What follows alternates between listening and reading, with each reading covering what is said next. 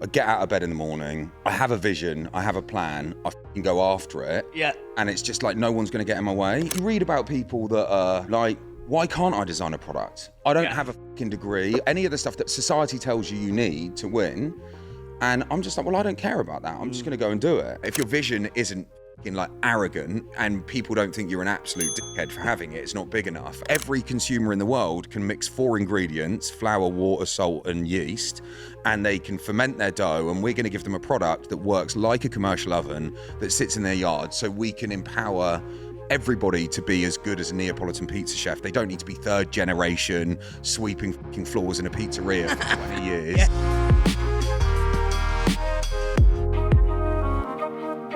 We're all good to rock and roll. Yeah, good, let's go. Yeah, what I'd love to start with, mate, is I know you're a massive fan of hip hop. Yeah. And I love hip hop, and even that's why I love coming to do these pods like at someone's place, because you get like all these lessons from osmosis, just like picking up the vibe. Do you know what I mean?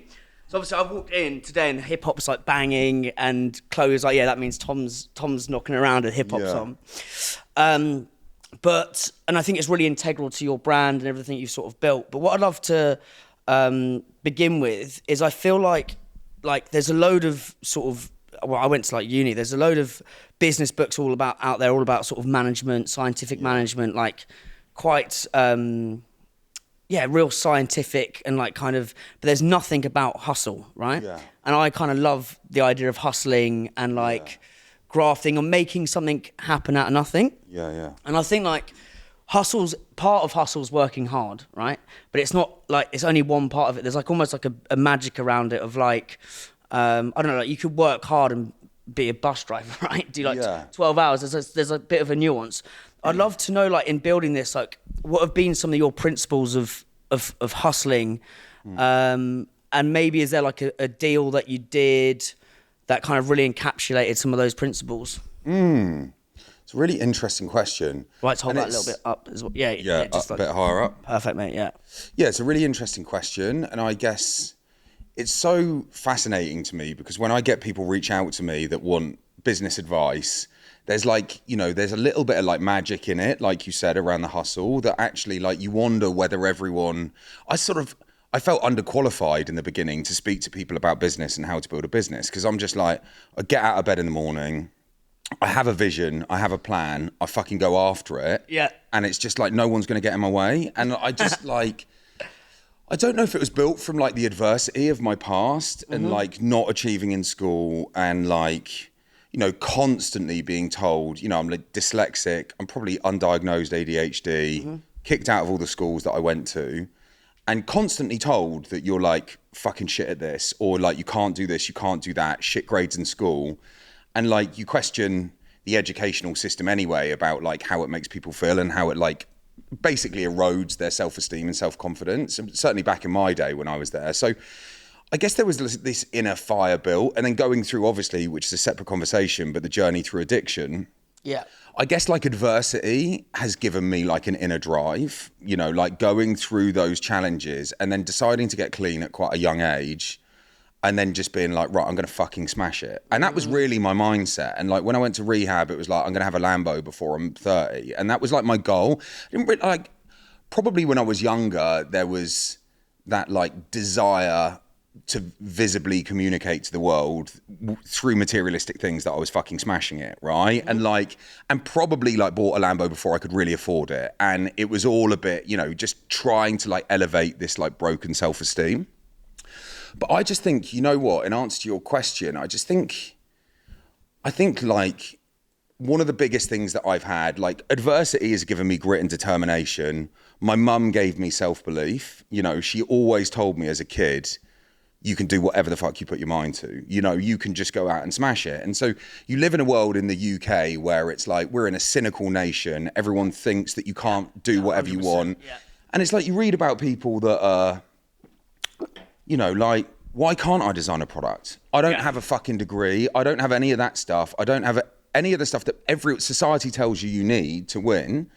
And I'm just like, well, I don't care about that. I'm just going to go and do it. And so I think there's like I think it's a really interesting like balance of drive, grit, determination that I feel like I got through adversity, but then like that umbrellaed with this like overarching feeling of self-belief. Like, no, if you tell me I can't do something, I'm going to do it, and I'm going to do it 10x better, you know? And like, I guess those are like the core fundamental parts of my DNA that have really helped. And yeah, it's interesting. Like there's I've spoken to this about a lot of guests. There's this writer called Nassim Taleb who's got this great book called Anti-Fragile, right? It's all about how do you become anti-fragile. So it's like things that actually gain from adversity. Yeah, like resilience. But like it's like so he basically says there's no word for more than robust. So we've got resilience, but anti-fragile is like you actually get fucking stronger from it. Yeah. And one of the ways he says to be anti-fragile is this thing called barbell theory, where you balance two opposing things. And I think I've got the same as you, like self-belief. Mumsy the same. She was like, go on, son, you can do whatever. But if you have too much self-belief, but balancing that out on the other side of the barbell, like in the gym, with self-doubt and like thinking you're not very good, is really fucking strong. Because on the one hand, you think you can do anything, but you've got enough self-doubt to like think, oh, can I constantly make things better? Yeah, so it's like rooted in like facts and common sense and like the ability that you can go and, you know, so you're like rooted in like a rational headspace as well as self-belief. Yeah, exactly. But also I think self-doubt is really good, or like that feeling of trying to prove something, because, you know, it makes you're constantly obsessed with the product, constantly obsessed with like making things better. Yeah, it's really interesting. I think like addiction, and again, I've battled with all that sort of stuff as well. Like, funnily, that's why I wanted to come down here, because I went to Bournemouth Uni. Oh, did you? Dropped out after a term. Long story. It was basically partying, and then went to Manchester. But it was good crack. Continue the party.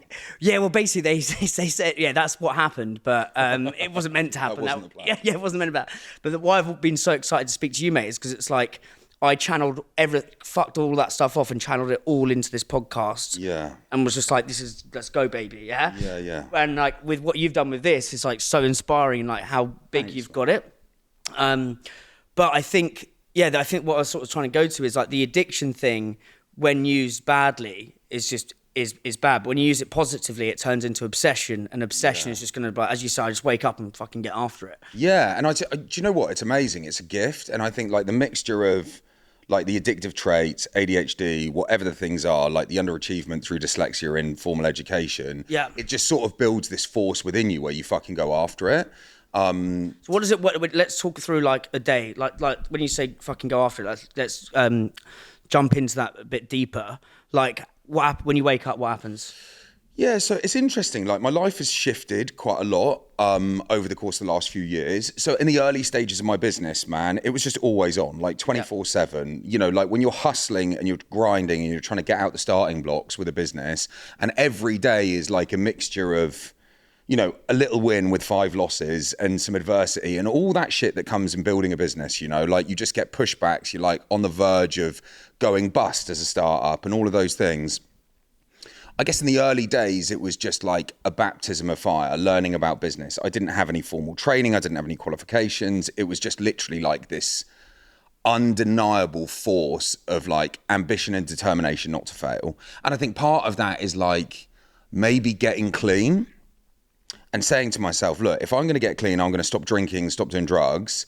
I need to fucking go out and smash it. And I want to go out and, you know, like not to romanticize or glamorize it, but like my mindset as a kid, probably because of my addiction, was like when we were doing drugs, we would fucking smash it and we would be the best at doing it. And do you know what? Like as a broken kid and as a broken teenager, I was fucking proud of how hard we went, you know? Yeah. I was like, I had a little inner circle of my pals and we went hard and we were fucking wild. We were crazy. And like, I sort of like at the early stage, because I was so lost as a young kid about like, my self-esteem was low and I didn't really know what I was good at. I didn't really have a platform to channel the energy.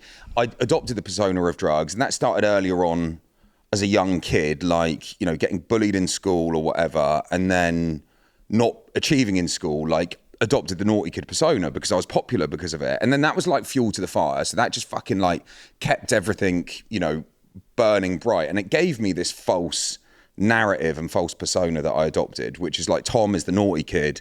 And do you know what? It was like an addiction in its own right. You know, you get to your early teenage years, then you find drugs, and then we're just off and running, you know? It's like an addiction to finding your identity as much as an addiction to actually doing the actual drugs. It's a bit of dopamine. It's a bit of like being the fucking status, the nutcase. Like fucking hell, he's a lunatic. Do you know what I mean? And I loved that when I was a kid. I really loved it. And like the more outrageous we could be, the better. And I was just a wild kid. What was some of the stuff you were doing around Bournemouth then? Like, well, it's around here. You would. Yeah, it was around here. I lived in a town called Lymington, but like my tighter group of friends, we lived in the sticks. We're in a rural village, and you know, like. Early kids, we were lifted, I don't know, like age of 14, maybe we were doing hard drugs. It was like started as a bit of weed and then just progressed into like class A drugs really quickly. And then, you know, that whole wild narrative of seeking dopamine and seeking status, and like the older boys that used to be in our village would just feed us drugs, and then we would go out and just do whatever the fuck we were doing. And, you know, it just escalated. And a little clique of close friends that I had, probably all lost for various different reasons, but it was just almost like a competition to like who could be the most outrageous, who could be the worst. And, you know, we got involved in crime and drugs and all that sort of stuff. And like, we never really did anything to hurt anyone per se. You know, we were just wild kids. We just really didn't give a fuck. And, and how's that been a strength building Gozney when you've applied it to something positive? Yeah, I think definitely like my background and my adversity, I feel like there's two extreme elements of my life, right? And I feel like one was as a grown up now and as an adult that's matured and like gone through a journey of getting clean and actually truly at the age of 21, like understanding how fucked my life was before, you know, and not really knowing that because I had my inner circle. I thought we were normal. Like my mum took me into a rehabilitation centre when I was like 16, and the psychologist said that I was like the worst case of addiction he'd seen in 30 years. And I was just like, oh, fuck you, mate. I was like, what do you know? I was like, fuck off, and walked out. And it was just like so lost as a little kid. And I feel so bad for my mum, what she went through, but it was like a byproduct of like low self-esteem and all the stuff that we talked about. But I guess like being so far on that side and then actually having some incredible like surrender moments and realizing like how deep rooted my denial was around my addiction. What were those surrender moments specifically? I mean, we could go into it like when I was in rehab, but like I went on an incredible journey in rehab, and like one man like really changed my perspective. So Oliver. Oliver. Yeah. He changed my perspective, you know, with a lot of things in my life. You know, I went into treatment, at the age of 21, I was still lost. I sort of waved a white flag to my mum because I was broken. And that was a big turning point for me in the beginning of my journey.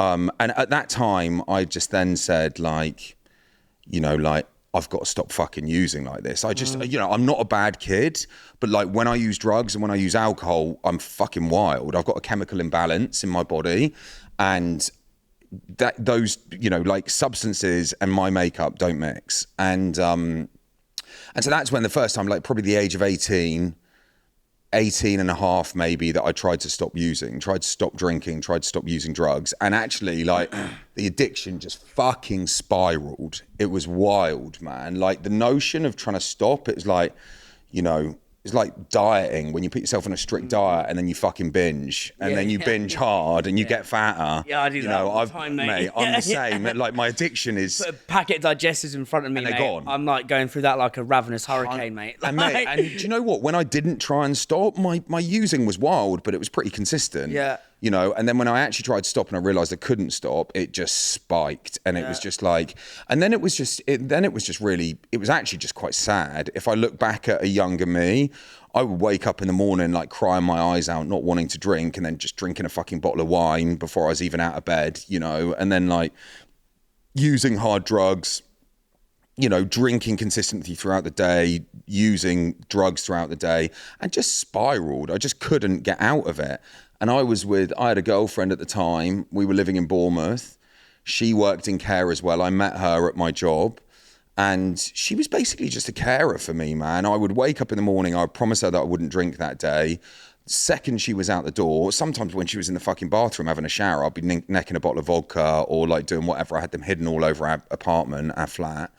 And it just spiraled, mate. And then it was like there was a clear sort of like decline through to the moment where I was just like, fuck, I need to get some help. And I was out in Bournemouth one night, you know, in the midst of all of this, and like my girlfriend at the time we'd had a row. It's probably about my using, I can't remember now, but probably about me just being hammered. And I went to walk home on my own and then just got jumped by a group of lads. I remember one guy like walked up to me and like barged me, and I just, you know, never really backing down when you got that like false heightened level of confidence and bravado, like being fucking jacked up on whatever.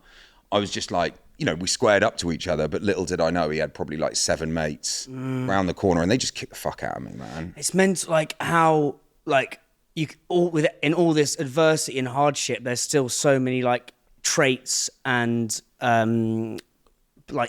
almost like that first sort of question of like, what are the laws of hustle, the principles? It's like, so one, you've got like the caring, like you've got to care about your brand with the kids, and like that kind of, to be a leader, you've got to have empathy. So like even in the midst of your kind of muddy malaise, you still have this ability to care. I then also think you've got to be a bit fucking wild, brash, audacious, and think you're the fucking bollocks to make this thing happen. Yeah. I also think like there's a thing called like high agency. So it's a great essay by a guy called George Mack, and it's basically like there's glass half full, glass half empty is pessimism, glass half full is optimism, but then actually when you think you're the fucking tap, it's high agency, and it's basically like I actually control like and I love that, and I think I love that. You remind me of that. It's like, well, okay, so I'm in, and I think to build a brand of this magnitude, you need high agency. So it's like, even if you're locked up in a prison, it's like, well, I'm going to jump in a river. So that is used negatively is still high agency. And there's loads of parallels to this. And I think you can, like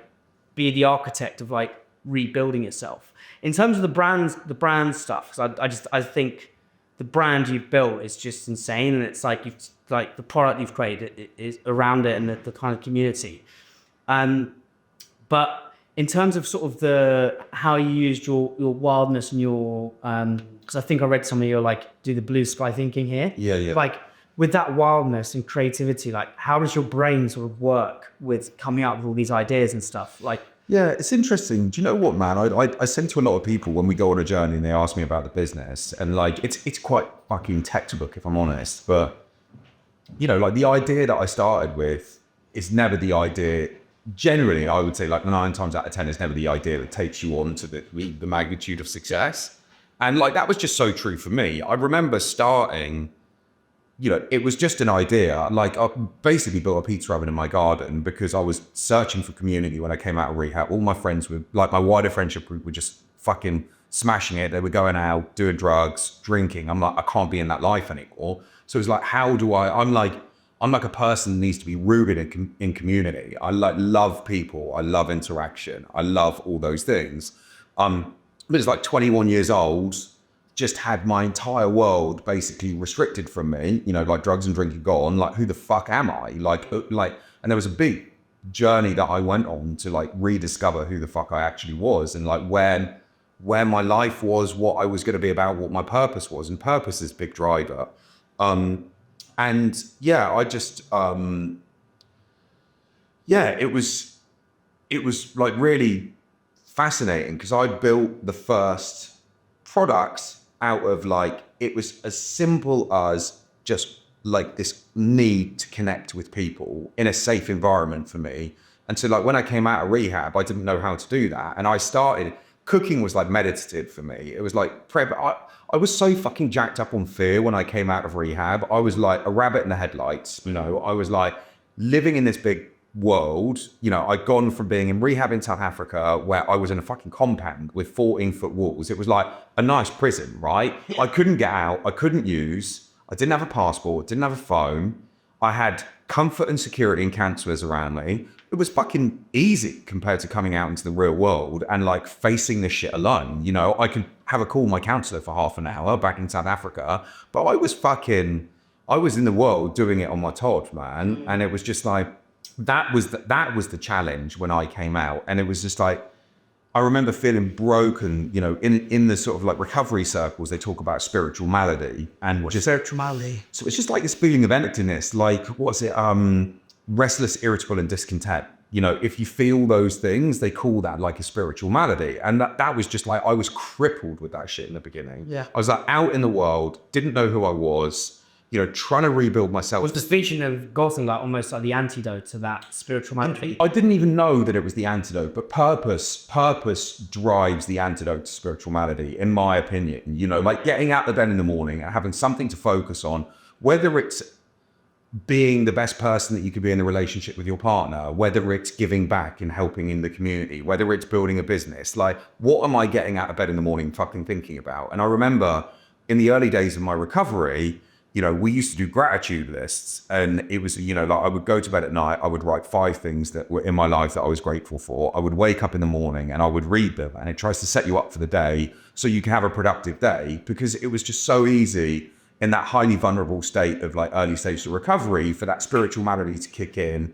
You're like fucking scared, anxiety's high, how am I going to survive? You know, you're so new to not using, and like using was my entire life. Like using was the answer to every problem that I had. So like suddenly that's stripped away from me, and like what the fuck do I do? Yeah, it's almost like, I think that some high achievers are just basically like kind of neurotic, anxious machines that are geared towards productivity when it's used positively. Yeah. And I feel like it's like, if I don't do this, I feel that like, yeah, I can feel your energy. Yeah, and it just got smashed. Yeah.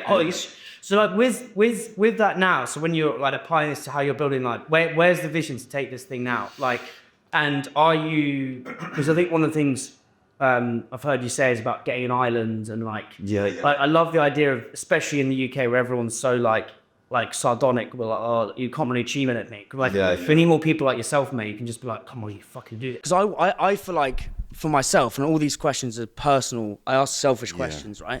It's like, I feel like people in the UK could all do with 10, 100xing their ambition. Yeah. And I feel like you're very good at like taking what could be done and then like stretching that. Yeah. And like, so what is the vision now, and how do you think about vision? Yeah, I guess like vision is what gets me out of bed in the morning. Like truly, like I suppose where Gozney's got bigger now, like being in the weeds of like the running of the company and being in the daily operations like I was for many years just is not what excites me as an entrepreneur. You know, like I love the business, I love the mechanics of the business, I love the strategy around how we build out org structures, how we think about going into new territories. I'm obsessed with strategy. I just love it. I live and breathe it. But like the operational execution and getting in the detail is just like not, it's not my skill set. B, it's not what just makes me tick. But I love playing into the key elements of that. But, you know, like hiring a CEO for me with a business was the greatest move that I've ever done. And that just gave me the freedom to be a visionary for the brand. And I think, you know, I have a vision for Gozney, which we're executing now. And, you know, I aligned closely with our CEO, Denny. And, you know, he's managing the operational execution of that vision, but we're like really, really tight. We're really... Yeah, so take me to the vision and the strategy, because I think you can either have too much strategy and you haven't really got a vision, so it's like, what's the fucking point? When is this dropping, this podcast? We can go whenever, but like whenever you want it to drop. Yeah, because we are announcing quite like a big announcement in... When's Crowdcube, Chloe? This is mid-June. Could you push it back if we could talk about whenever, things that are confidential until... Yeah. Because I think I'd rather us be able to talk about those things, and when we drop this, it's like fucking... Yeah. So I guess if we start with the vision, right? If I look at myself as an entrepreneur and look at like what I want to achieve in my life, I guess I don't want to say the cliche fucking bullshit, which is like I want to look back and realize I met my potential. That's not it. And it's like equally all the fucking people out in the world that say you should do this and you should do that. I just don't really care about any of that stuff. I want to go on my journey. I want to do what makes me happy. I want to take my family on a journey. I want to be like satiated through my ambition, and I want to be able to go and do stuff that I just think is fucking cool, really disruptive, and I want to have fun. Like that's what drives me. You know, I just want to have fucking fun. Like life is too serious. Everyone takes it seriously. And I find building fun. I love building businesses. I love, you know, one of the most incredible moments for me in building the brand today is like having a fucking idea and following it through. And that's where I think a lot of people fall down. You know, they'll have an idea, they don't either have the courage, the resources, you know, or like the insight to be able to go and do it. But anyone can fucking do it, right? Yeah, I get it from the A to B bit, but then the bit I'd like, as in getting the thing off the ground, like I kind of get that. Yeah. But the bit I'd love to talk about is like the linking the vision to the strategy. Yeah. So I feel like, because, I don't know, like I feel a lot of businesses get to that first bit, and then it's how do you go up? How do you go up into the stratosphere? Do you know what I mean? Yeah. So what's the strategy to stratosphere? Yeah. So there's obviously the notions and all the notions you know about crossing the chasm with consumers and getting the brand awareness. And I sort of see that as like a twofold approach. And I don't even know if it's the right fucking terminology. It's the way my brain works. But I see there's this need for us to build brand and build consumer awareness and get people to tie into the Gozney brand. But then there's an even bigger vision outside of that. And then I've actually got an even bigger vision outside of that. But, you know, if I look at fundamentally like Gozney as a company now, you know, like my goal has always been, ever since 2017, we launched Rockbox in 2016, which is a little portable product. And then in 2017, I had 3 brands. I had the Stone Bake Oven Company, I had Gozney Professional Ovens, and I had Rockbox, which were 3 independent brands. And the vision for creating a design-led company rooted in performance and innovation, everything we'd learned in the commercial oven business about, like, you know, we went on a fucking journey to get chefs from Naples that were working in England to actually want to buy an oven from a fucking English guy. That's like, that's no mean feat, right? Yeah. That's getting the man on the moon sort of vibe. 100%, man. But like, you know, doing that and going through that process of getting these guys on side from an engineering and a quality perspective and how the pizzas were cooked, there was just this like influx of education around the engineering of like commercial wood-fired ovens. And like, I just saw an opportunity. I fucking fundamentally loved the way that these big, bold Neapolitan ovens looks, you know, out of Naples. They got big cast iron brows on the front of them. They looked mean. You walked into a restaurant and it was just like such a focal point and so atmospheric. And I'm like, how can we distill that down? That is fucking cool. And I'm like, I just fundamentally believe that Gozney should become like the new era of creating products that are rooted in this like ancient history. And I just love the sort of like rich tapestry that you get of going into like ways of cooking that are like hundreds, if not thousands of years old, right? They've been like staple traditions in different cultures, and then actually making that easier for consumers, but like wrapping it with this like overarching, you know, this overarching casing of like making it design led, making it modern. And like we've designed our products, and I'll get to the point of vision to strategy. Keep going. But we design our products with a view that like they're built in contradiction, and that's how I always sort of explain how we design. We've got products that are like rooted in the history. Contradiction, that's so good. Yeah, they're just, you know, our products are dichotomies. There's multiple dichotomies built into the way that we design our products. You know, if you look at the sort of idea of the products, like that is a little mini version of a Neapolitan oven. It's got like the cast iron black brow at the front. It's basically, it looks mean, it looks cool, but it's also like a unisex product because it's beautifully designed. It's got these curves. So I wanted to have like an Apple-esque approach to design where it was like modern, progressive, but rooted in the heritage of the cooking method.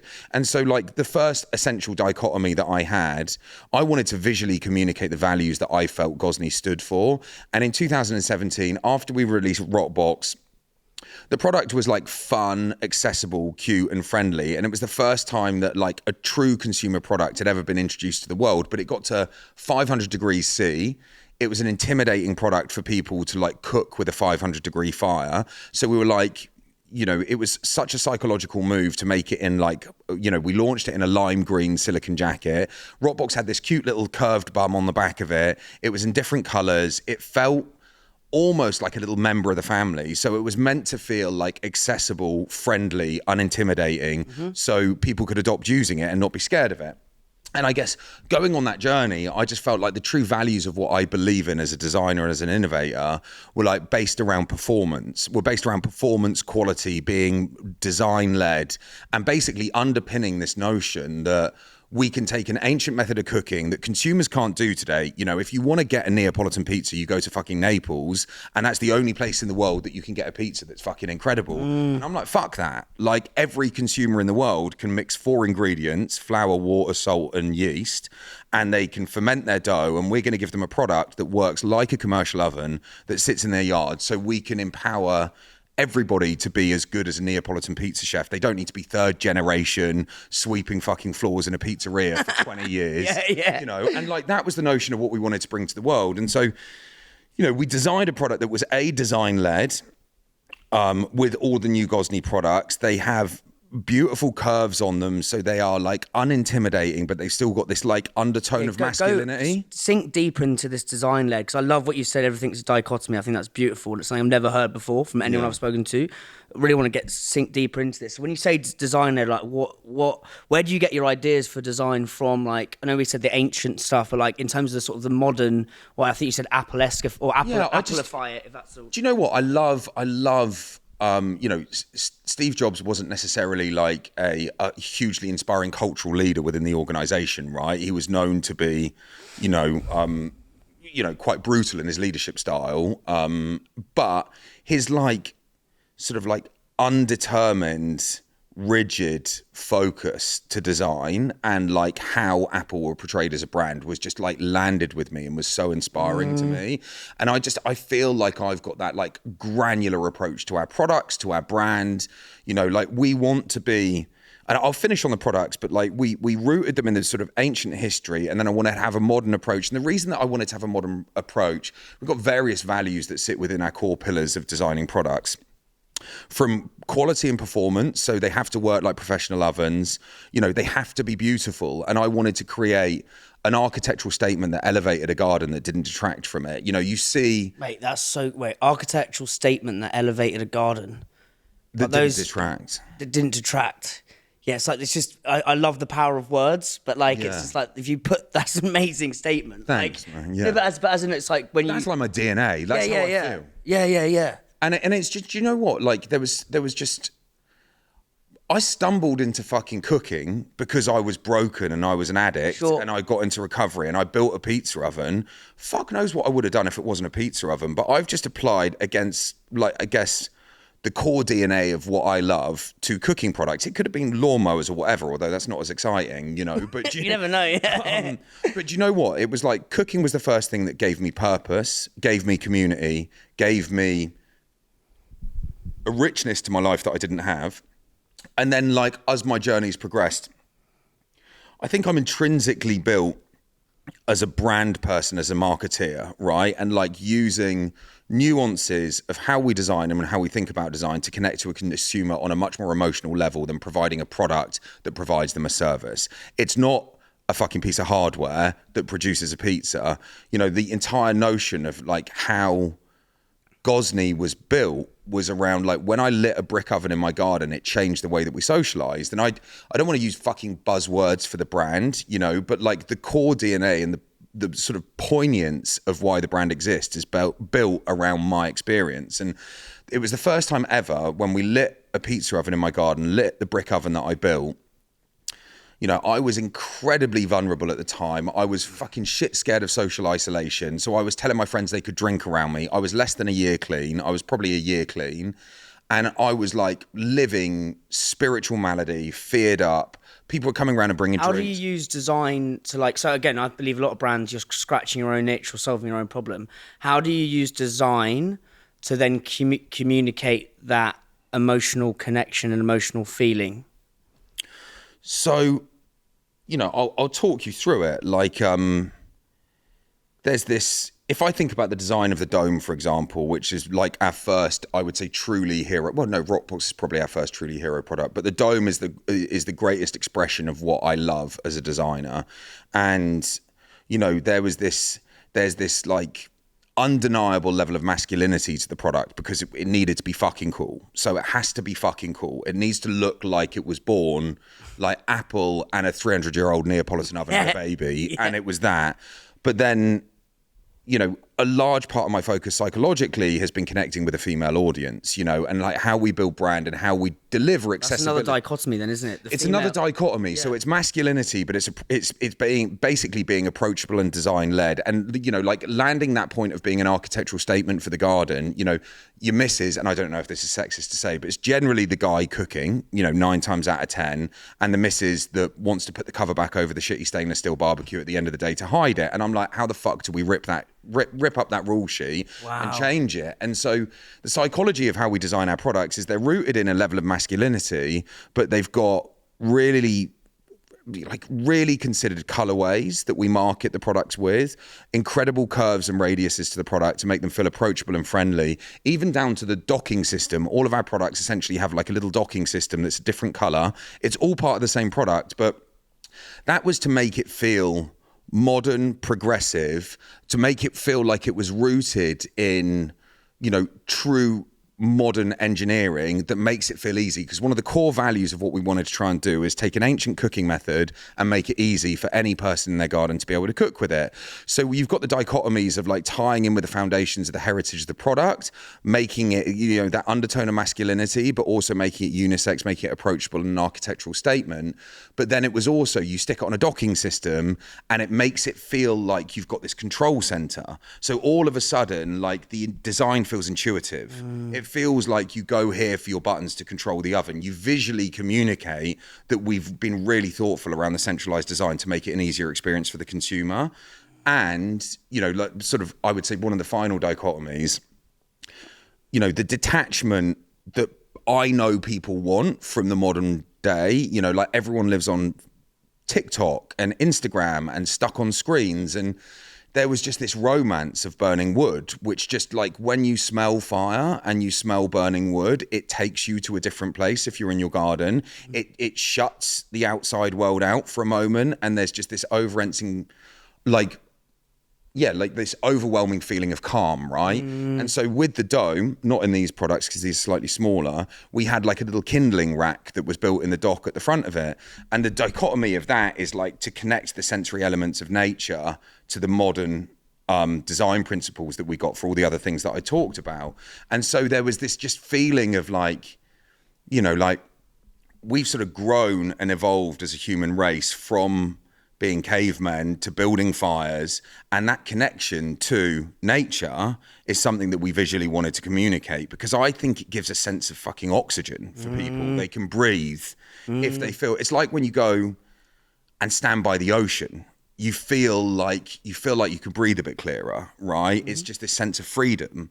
And I think like rooting our design in those sort of natural principles was a big elevator. That's a beautiful dichotomy. You create something that almost looks like a beautiful sort of spaceship from the future, but then it's rooted in this beautiful nature as well. Like 100%. Yeah, because I saw the video of you cooking in Iceland. I think it was in Iceland. I was like, that looks so sick. And like what I love about the brand is the ability to I don't know if is the campaign Cook Outdoors or something like that. Yeah, I love that. Like, 'cause it really there's something about nature. I interviewed, do you know Natura? Who does Natura? Oh my God, he's such a G. You'd really like him. Franco Fabuni. Sick. Right. He's got a book called In Search of the Perfect Peach. Right. I mean, this guy, so they supply a lot of the restaurants in London with fruit and veg. Yeah. But I mean, this guy, the way this guy thinks about vegetables is kind of probably the way you think about like nature. And like he really genuinely, he's like, I'm not gonna do his accent, but he's like, you slice open, he's like, Franco Fabini. But he's like, you slice open an Egyptian mango, right? And he's like, that to me is like a piece of fucking art. Totally. And I'm like, wow, like, and I feel like what you're doing, mate, with this connection to nature is like, yeah, nature helps you breathe, and it's just so true. But then you've got this beautiful modern thing that's in a, you know. Yeah, it feels like, I just feel like we can connect to a different audience. And I guess like when you're asking me about what my overarching sort of like core strategy is, it's been very clear to me from the beginning. And I think, you know, as an entrepreneur, you know, you're always told to have focus and have drive. And I you know, like focus, drive, stay on track, don't have like butterfly thinking and chase every fucking opportunity. Do you disagree with that? No, do you know what? I think it's really, I guess the one consistent thing that I've had is like the overarching vision never fucking changes. It evolves and gets bigger when we hit certain milestones, but like I will always be consistent about what we're trying to achieve. Which, you know, like, so if I look at our overarching vision now, I think Gozney can become the world's largest outdoor cooking brand. I think we can disrupt, like Apple disrupted the tech market. I think we can disrupt outdoor cooking and we can pull new consumers into it. I don't feel any brand in the world. I don't look at the competitive set out there, like even the incumbents like Weber, I don't look at them as a competitor. I don't like, they give me nothing from my design process. They give me nothing from an inspirational process. Yeah. Apple inspires me. Yes. Like brands, and people fucking laugh when I relate to myself as like the visionary of Steve Jobs and I've got a fucking pizza oven. But you watch the next 5 to 10 years of what we're going to do. Yeah, and it's just like, and I'm not saying that we're going to become as big as Apple, but like for the sector, and the ability to disrupt within outdoor cooking, because it's so much more entrenched with a richness that people fucking need, which is about human connection. It's about connecting. Apple do an amazing thing and they serve the world from a tech perspective. Like we've gone on this fucking journey that's accelerated in the last 15, 20 years where everyone is glued to their phones. You go to a fucking concert now and all people are doing is recording it with their iPhones. Like who's watching anymore? Yeah, it's like their think different. I think Apple's is think different. It's like yours is cook outdoors, but I think you're achieving... Yeah, or cook different. Sorry, cook different. That was it. Yeah, sorry, mate. This research escaped me there.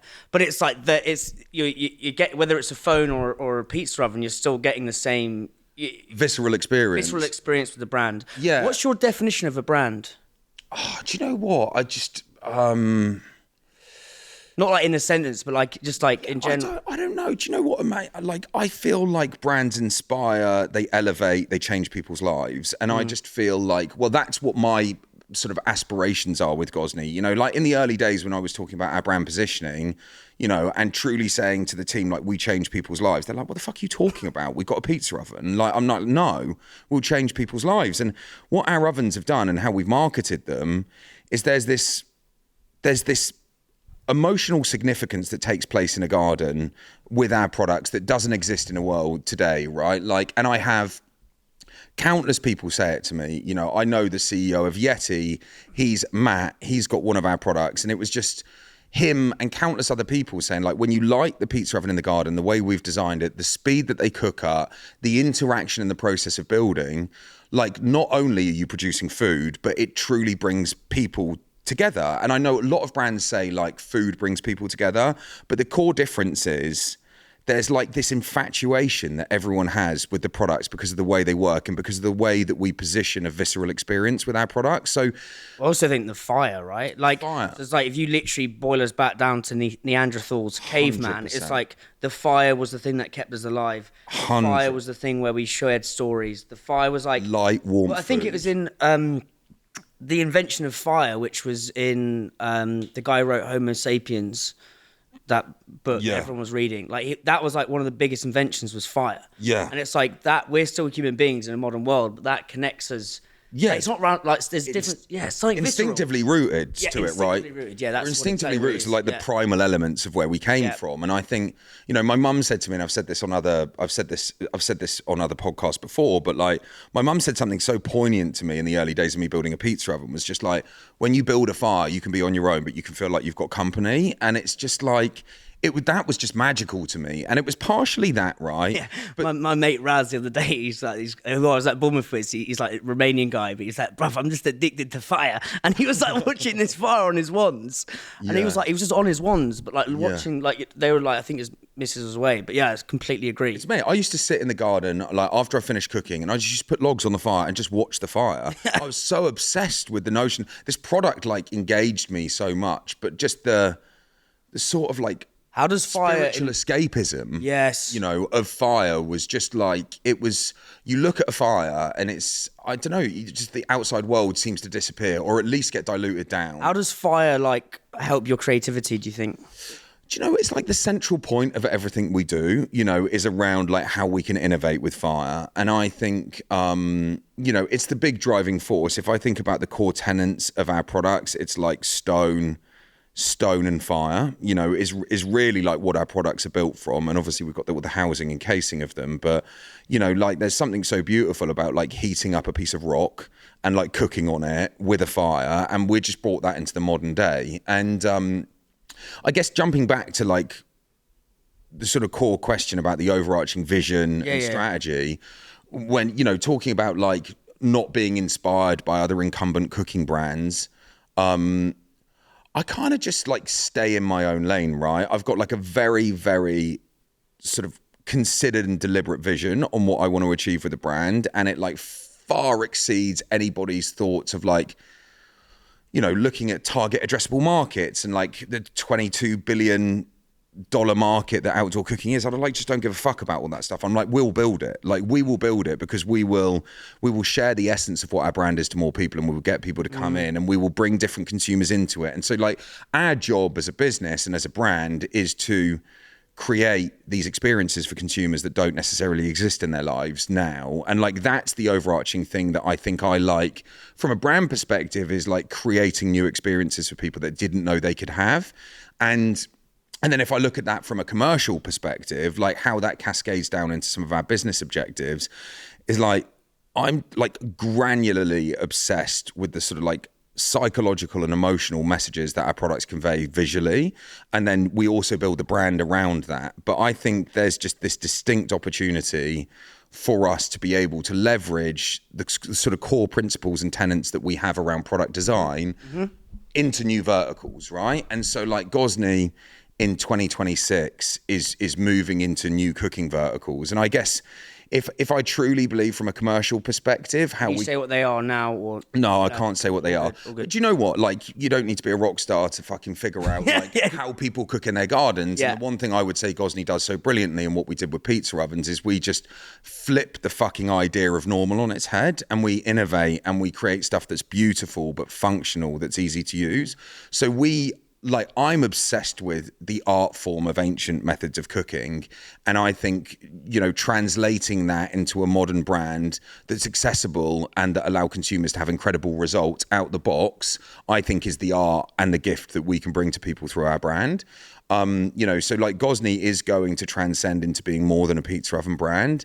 And I guess like my overarching vision that I've had for maybe 5-10 years about that is like, you create this ecosystem, right? You create this brand that is like rich through the core elements of why it exists. It's not a piece of hardware and it's not a pizza. It's an experience that we create for consumers that can change the way that they live. And what I was going to say about some of the people that speak to us is a lot of people have had, you know, the way our products change people's lives. They've got stroppy teenagers at home that don't want to hang out with their fucking parents. When they've got pizza night, they want to make the dough. They want to do the toppings, and it actually changes the way that people socially interact. And so there's magic in that for us to harness, in the fact that not only is it a cliche, it's not a cliche brand statement to say that we bring people together. Like our products truly change the way that families interact. It's almost like another dichotomy or tension, maybe is a better way of saying it, is like the technology and the emotion. Like people often see them as different things. Yeah. It's like almost like, this is an amazing piece of technology, but it's also going to help you build a better relationship with your kid. Yeah, it's like that's a beautiful thing to swim in, you know? Yeah, it's, mate, 100%. I love it's that. It's like innovation rooted in, you know. What have been, so as you built this to a global brand, like what have been the big marketing, because I think we talked about brand, like you naturally get brand, and no on the marketing side of things, like what have been the big things you've sort of done that have really kind of helped this become a global beast? One or two big movements. I think, you know, like we've always been ambitious with everything we've done. So like everything is rooted at the central core philosophy of why the brand exists, which we've talked about in detail, right? And like you then have a product that I always wanted someone to look at one of our products and be like, fuck, what is that? I want it. You know, is like their core like knee-jerk reaction to it. So, or like, what the fuck is that? I need it, you know? And if we look at, you know, we've had a few moments that have really elevated us. And I sort of look of the way that I've built brand, there has always been significant rungs on the ladder that we've jumped 3 or 4 rungs up the ladder, and it's created a fucking bunch of chaos within the company, some of them.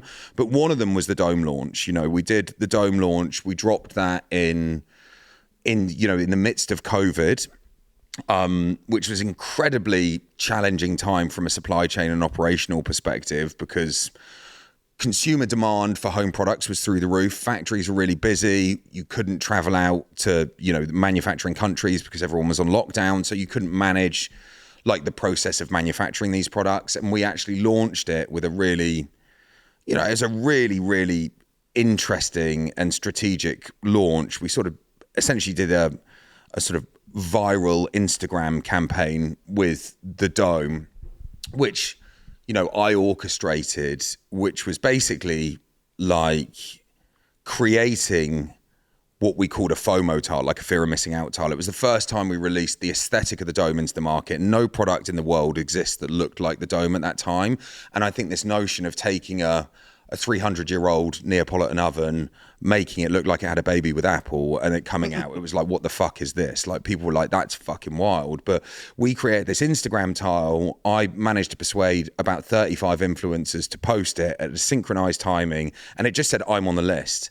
Were these chef influencers, or are they a mix of? A mix. There was a real mix. One thing I think I love from your brand is like you've worked with like obviously Matty Matheson, Action Bronson, Lee. Is it Tiernan? Yeah, Lee Tiernan. I think Black Axe Mangal is like. Yeah, I was with him yesterday. Oh, really? G, man. Yeah, I'd love to speak to him actually on the pod. Mate, you should. Yeah. I can link you. That'd be because I think like Black Axe Mangal as a restaurant is just like insane. It's like going into the mind of a beautiful psycho. Like, you know what I mean? It's like you've been in there. Yeah, I've been in there. Yeah, Witnesses on the floor. Well, but also it's like the top floor feels like it's like you've got the paintings of the death. Yeah. Like it's all dark, and then you go downstairs and the toilet's like being in like some back street in Hong Kong, and it's like ding ding ding ding. It's like crazy, it's crazy, but so like Lee is fucking cool. Yeah, he's a G. Well, I don't know him, but like from what I've seen, and his wife, him and his wife. But were those the people, those influencers that you were?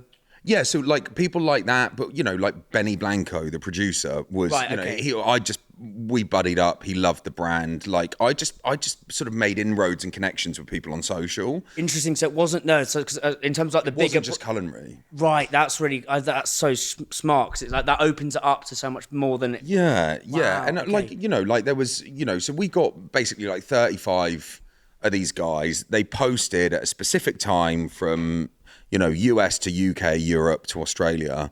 And then basically in the caption, we just said, like to get, there was direction, call to action to go and find the list, which was on Gozney's Instagram. You clicked in the bio, you got on the list, you signed up for early access for the dome. And then if someone signed up on the list, they then got emailed the artwork, the FOMO artwork. And if they used a hashtag, they were entered in to win the first ever dome off the production line. So I think in like the first week of dropping that campaign, that didn't cost us any money. It cost us 35 ovens for the influencers that we hadn't even made yet. We were making them, and it was in good faith that they would do the post on the basis that we would give them a dome. And then we sort of like launched it, and I think we had sort of like 27,000 people post it in the first week. It was just wild. Wow. It just like took over Insta. And then we did a countdown, essentially like a countdown to the launch of the dome, where we were taking money and taking transactions. Which was about 5 or 6 months later. So we'd created this like tidal wave of engagement on Insta, and then we counted down to the launch. And the launch was wild. We launched it, and I think we did just shy of $10 million in 5 hours on the website. And it was wild. But it was like one of the greatest successes in the company's evolution. But it was also a fucking disaster. The website broke.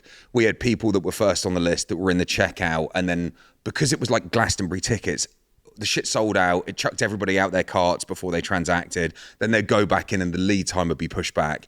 So I think we had something like 4,000 or 5,000 complaints, in the first 2 hours of the launch, and everyone in the company was like working around the clock to respond to everyone. So it was this amazing launch, but I just knew at that point, that was the first time that we delivered my vision for this design-led, dichotomy-driven product into the market. And I knew that there would be like emotional resonance with it.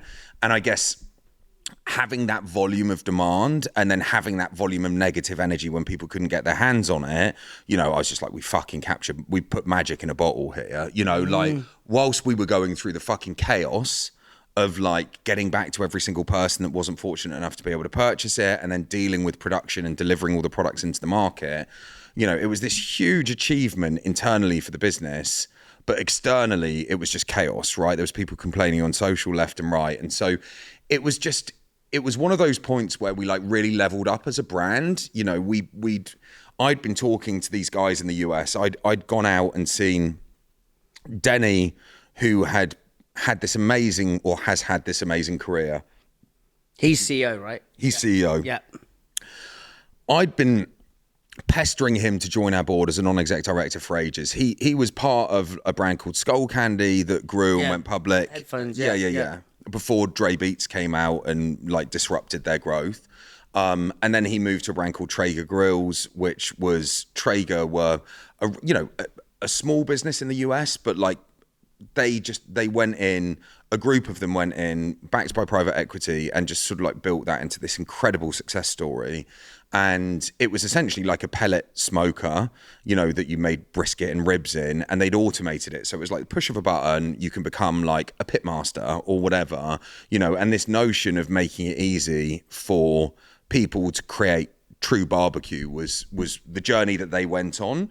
And they bought it, I think it was circa, like, don't quote me on this, but I think they bought it circa $100 million, and 3 years later they recapped it at $1 billion. And then it went on to actually go public at $3.5 billion valuation. And Denny was running the show at that. No. So Denny wasn't the CEO. He was essentially like CMO. So he covered product, sales, marketing, but just went on that incredible journey. And I'd learned about, what I was fascinated by was the guy that like had the vision for building the cult community, like really position their products, how they thought about positioning the products into the North American market to get this ridiculous cult following, to grow their sales to the rate they did. I think they went from sort of 80 million in sales, and at their height they were at 800 or 900 million in sales, you know. So that was fascinating to me. And then Denny went, and which is also like another hugely interesting thing to me. Denny went and ran Dickies apparel under VF Corp. So he was part of Dickies. And what are some of the lessons or principles from him that you think would help other people listening to this, have helped you in the building the thing? Yeah, I think, you know, like, well, Denny has been like so integral to helping me shape my vision. And I guess like the core emphasis of what Denny's about, he's a world-class operator. He's an incredible brand strategist. He's obsessed with our internal culture, and he's obsessed with consumer. You know, everything is rooted in consumer. Who is the consumer? What are the product benefits? Like, what are the feature benefits to our consumers?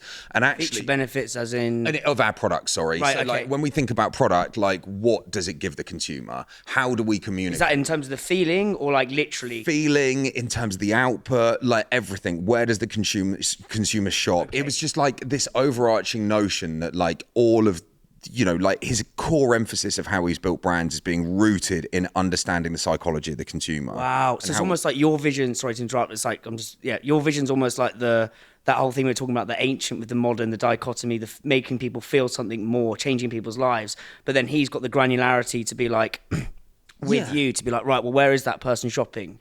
100%. He's just like an incredible operator that can like basically, what I would say is distill down this overarching huge vision into like a bite-sized chunk strategy that we can go and disseminate, you know. Which is, you know, like basically becoming omni-channel, you know, so going from a D2C brand that we were before Denny joined to going into like true wholesale retail partnerships, but with like an integrated marketplace segmentation strategy. So sorry for all the fucking words. That's so good, mate. Yeah. But you know, understanding how to go into retail correctly, right? Like understanding which retail partners are brand elevational to the brand, and then how you cascade down to grow revenue at the right times, at the, you know, like the right nuanced phases within the brand's growth to really make the brand pop and drive revenue, drive profitability. So Denny had like basically throughout the course of his career learned truly how to, I think, disrupt as a brand as well. And I guess the core qualities that I have, I'm essentially fucking rooted in consumer. It's what I'm obsessed about. Like inch of the product that I design is rooted in how a consumer is going to react to that from a design perspective, emotional perspective, like the output of how it fucking functions. And Denny is like rooted in how to connect with those consumers on a widespread basis, you know, and building out channels and all of those things. So our connection as sort of founder, designer, with him as the CEO is just this incredible relationship where we're both very aligned on like how we build it. With those two things, like with you consumer, then him how to almost get to those people. Like you're now a global brand. Yeah. What has been the hardest market to get into to deliver on those two things? Yeah, do you know what? I think people, especially from this country, just think the US is one country. It's Europe, right? It's like however many states. So nuanced by it, yeah. 100%. So many idiosyncrasies. You go from Cali, which is like really socialist, down to like Texas. They have completely different cultures. You know, you go across to New York and it's completely different. And it's so nuanced state by state. And really thinking, and we did it in the early days. Like we were just like, right, we're going to market to America. Before Denny joined, 50% of our sales were North America, but we were D2C. Whereabouts in America was it, or was it like pockets, or was it? Like there were really sort of like accelerated pockets, like New York State. Pizza's obviously a big thing in New York. Yeah. Cali weather, and Texas weather and culture around cooking outdoors with food. But like we had a really interesting spread. Also like Washington State up near Seattle, you know, there's affluence, there's a big outdoor lifestyle, you know, people really enjoy. There's lots of good restaurants, people want to buy into quality products and stuff like that. So those have been really compelling states for us, yeah. But in terms of, you said like, in terms of delivering those things, obsession with consumer and like how we actually build this out with Denny, like what was the hardest state to get into and how did you crack that? Do you know what? That's a really interesting question. I guess, you know, we've got a sort of like overarching North American wholesale and D2C strategy anyway. Some markets perform better than others. I guess like the key thing that we're trying to do is at the rate that we're growing and basically being a bootstrap business, you know, we've never done a true Series A, Series B. We've sort of like bootstrapped it on the journey. So I guess like being really strategic about how you tackle key states one at a time, so you don't spread yourself too thin and dilute your impact in those states is something that's really interesting. You know, I think America's just a fucking beast, right? It's an absolute beast. So we've gone into strategic retail partnerships that are bearing like significant fruit. I guess one of the core things that Denny's really done as well, like what I was really adamant on this, but like we said no to going into any retail partners before the North American team joined. I was so transfixed with protecting the brand from how it was presented in retail, you know, like how people are selling it, how people are talking about us, that it was probably to our detriment in a degree, the fact that I was so focused on protecting the brand and the word that I didn't want anyone else doing a shit job of representing it. So we actually just didn't go into wholesale. And I think that's another thing that Denny has done so well. He's so intrinsically connected to the brand and how to remain premium, how to remain exclusive, that we say no to more people than we say yes to. That's such a really good point, actually, that I haven't really talked about. I think being able to change your mind and like because sometimes not change your mind and ego are like two things that people battle with. I think real kind of openness and being able to like, what was the last thing you changed your mind on is a question I love, but like, what other things have you changed your mind on since I do it all the time, man. Do you know what? Like what are the big ones, do you think? Let me think. Some of them are more recent, which I probably can't talk about. But, you know, like, if I revert that back, right, to the core emphasis and the core root of some of the qualities that I've got of being able to be an entrepreneur and evolve and learn. When I left rehab, Oliver, my pastor, said, Tom, you know, you'll do incredibly in life. You'll do incredibly in life. You just need to remain humble and kind, you know. And that was like, that statement just stuck with me. So like on my journey, and this isn't directly related, but like humility is so unbelievably important to me. And that's something that I've really battled with as the company's gained more traction. I'm like building out my personal brand or my personal positioning, that like notion of self-promotion, like edging into arrogance, edging into ego. Like, where's the fucking balance? And actually, you know, there's this overarching notion that, you know, the journey that I've gone on from being a drug addict to building an idea, to building a business is like an incredibly inspirational journey for a lot of people that don't have qualifications, that are told constantly that they can't achieve shit, they shouldn't quit their jobs, they've got to be in a mundane shit existence for the rest of their lives. It's just not fucking true. And like, I'm proof of that. But I think, you know, on my journey, I've been like a fucking sponge, man. I'm literally a sponge. I will take all the key nuggets that you've given me today. They will be lodged in my head. I will think about them. I'll reflect on them. And I guess that's the, like, having humility and being open. You know, I remember in the early days when we professionalized the business, probably in 2016, I would sit in a board and I would pretend that I knew everything, and I would pretend that I got an answer for everything if I didn't really know. And now I sit in a boardroom with incredibly smart people and I'm like, what the fuck does that word mean that you've just said? I don't know what that word is. Yeah, I mean, I think that the smart answer lies in the dumb question, and people are too scared to ask dumb questions, especially in school, because they basically castigate you for asking dumb questions. That's another interesting dichotomy as well. It's more from like a leadership perspective, I suppose. It's like being able to change your mind or like being open to change your mind, but then obviously probably balancing with that, with like, especially from the brand side, is like being like, I ain't changing my mind on this. Like, I think there's knowing when to like hold your ground. Yeah, because it's like there's a difference between business decisions and brand decisions. 100%. Like, and I think that something will like, I was down in Bristol the other day, we did a supper club, you know, I was saying sunny stores, banging restaurant, does good pizza as well actually. And he was like, we make our in-house, this like mascarpone pudding thing, like we actually lose money on it, but like from the brand, like I get out of bed every morning, so I want to make this, and it makes the dish better. And it's like some of those things, like people agonize over brand decisions that a lot of business people are like, well, surely just do that because we're going to cut costs. What have been some of those brand decisions that you've like really agonized over, which kind of only you in the room really gets your head around? Yeah, I think, you know, like there's always this notion as a premium brand, like we've designed products that are just like incredible products, and actually there's been an ongoing debate in the company, and this isn't an area where I've changed my mind, this is an area where I've been steadfast. You know, like, do we take features and quality out of our products to hit a certain price point consumer, you know, and like there's competition that are getting a ton of volume at $299. Are we ever going to go and make a light oven at $299? And I'm like, fuck no, we're not doing it. Like, it's just not fucking happening. But like equally outside of that, I feel like the brand's DNA is my DNA around how we feel about the positioning of it, how we feel about like, I want to be more expensive than the competition out there. But in order to be more expensive than the competition, you have to give value to the consumer. You have to build brand and you have to put quality into the products. And so we're building a product that I would be like, I'm proud to own, I'm proud to sell. I think they're incredibly good value. Got 5 minutes left. However, we can go longer if you want. Yeah, can we go a bit longer? Yeah, I'm good. Yeah. It sort of just goes within 2 minutes. Yeah. I need a piss as well. Yeah. Go for a piss. If you're a challenger brand that's absolutely killing it in D2C, but you're struggling to crack retail, then you've got to listen to this. Maybe you've got an Ocado listing, maybe you've got a Whole Foods listing, maybe you're absolutely killing it in Selfridges, maybe you're absolutely killing it in your farm shop and your indies.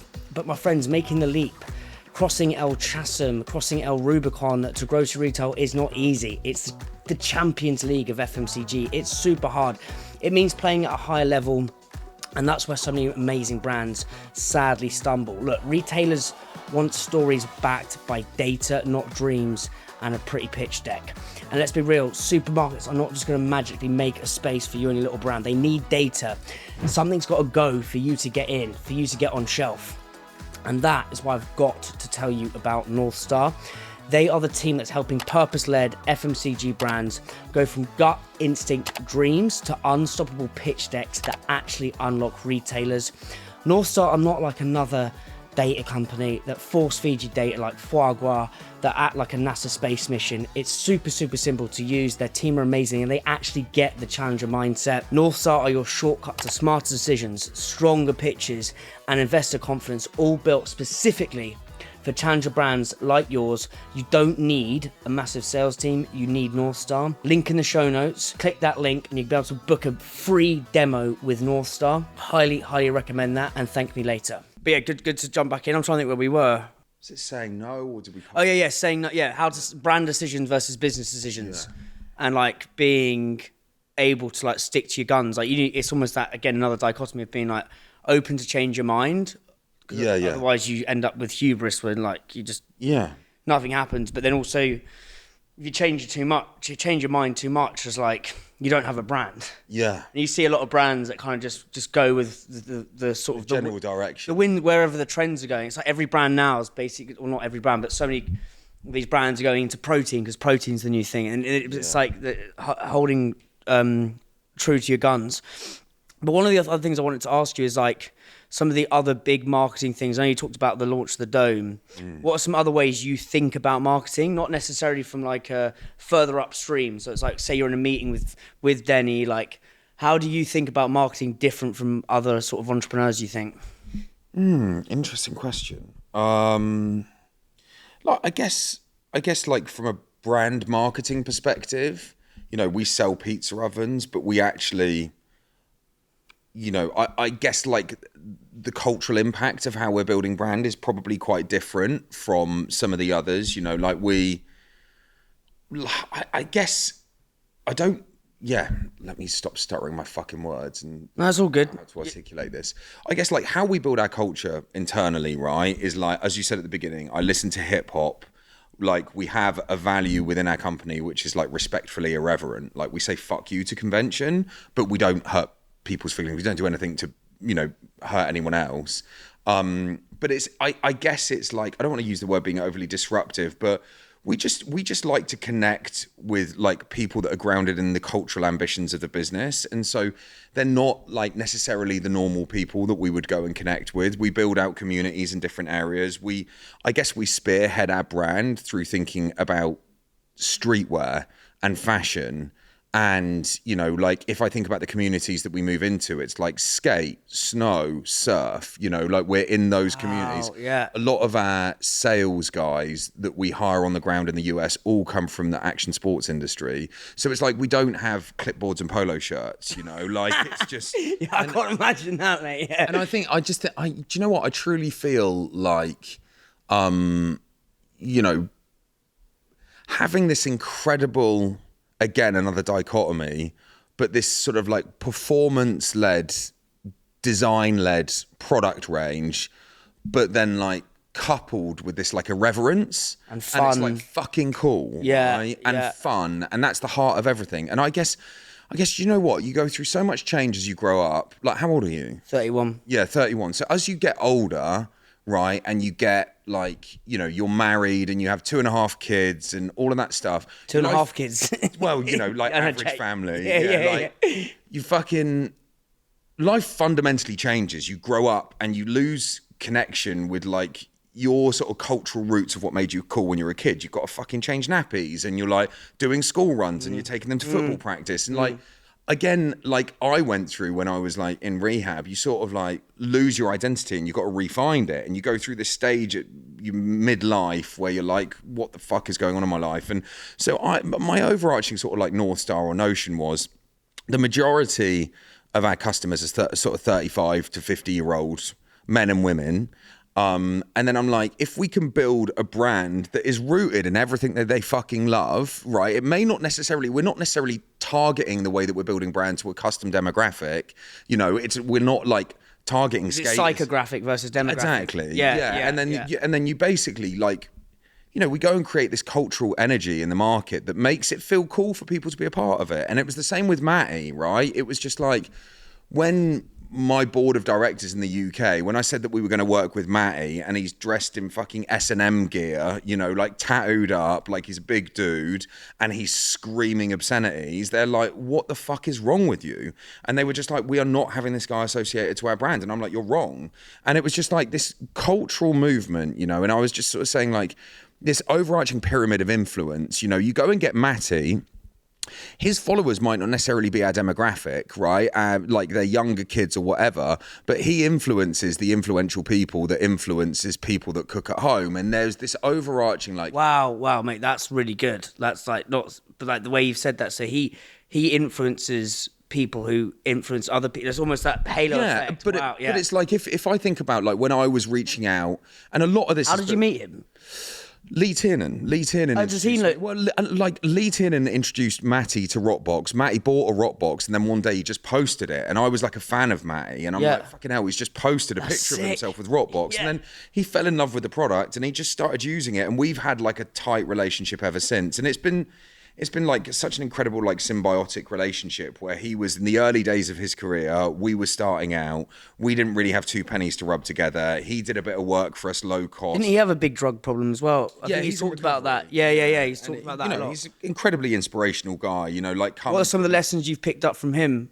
Oh, do you know what, man? Having fun, having fun. And like, I guess my relationship with Matty has been really, really interesting as we've grown. You know, like we were super scrappy in the beginning. We were beg, borrow and steal every post from people when we didn't have money to pay people. And Matty, like, I guess going on a journey with Matty has like helped mature my approach to having partnerships, I suppose. You know, like in the early days, it was like scrappy and you're asking for everything for free. And then realizing that Matty's business and the core tenets of his business are his social, and it's not just a place where we can ask him for a favor, you know, and like that mutual respect as the journey has grown. I think about, building like, I guess what I've learned from Matty is like our relationship was founded on his love for our product initially, then like a mutual connection to the fact that he loved how we were thinking about building brand, and then my respect for him as an entrepreneur and what he's doing.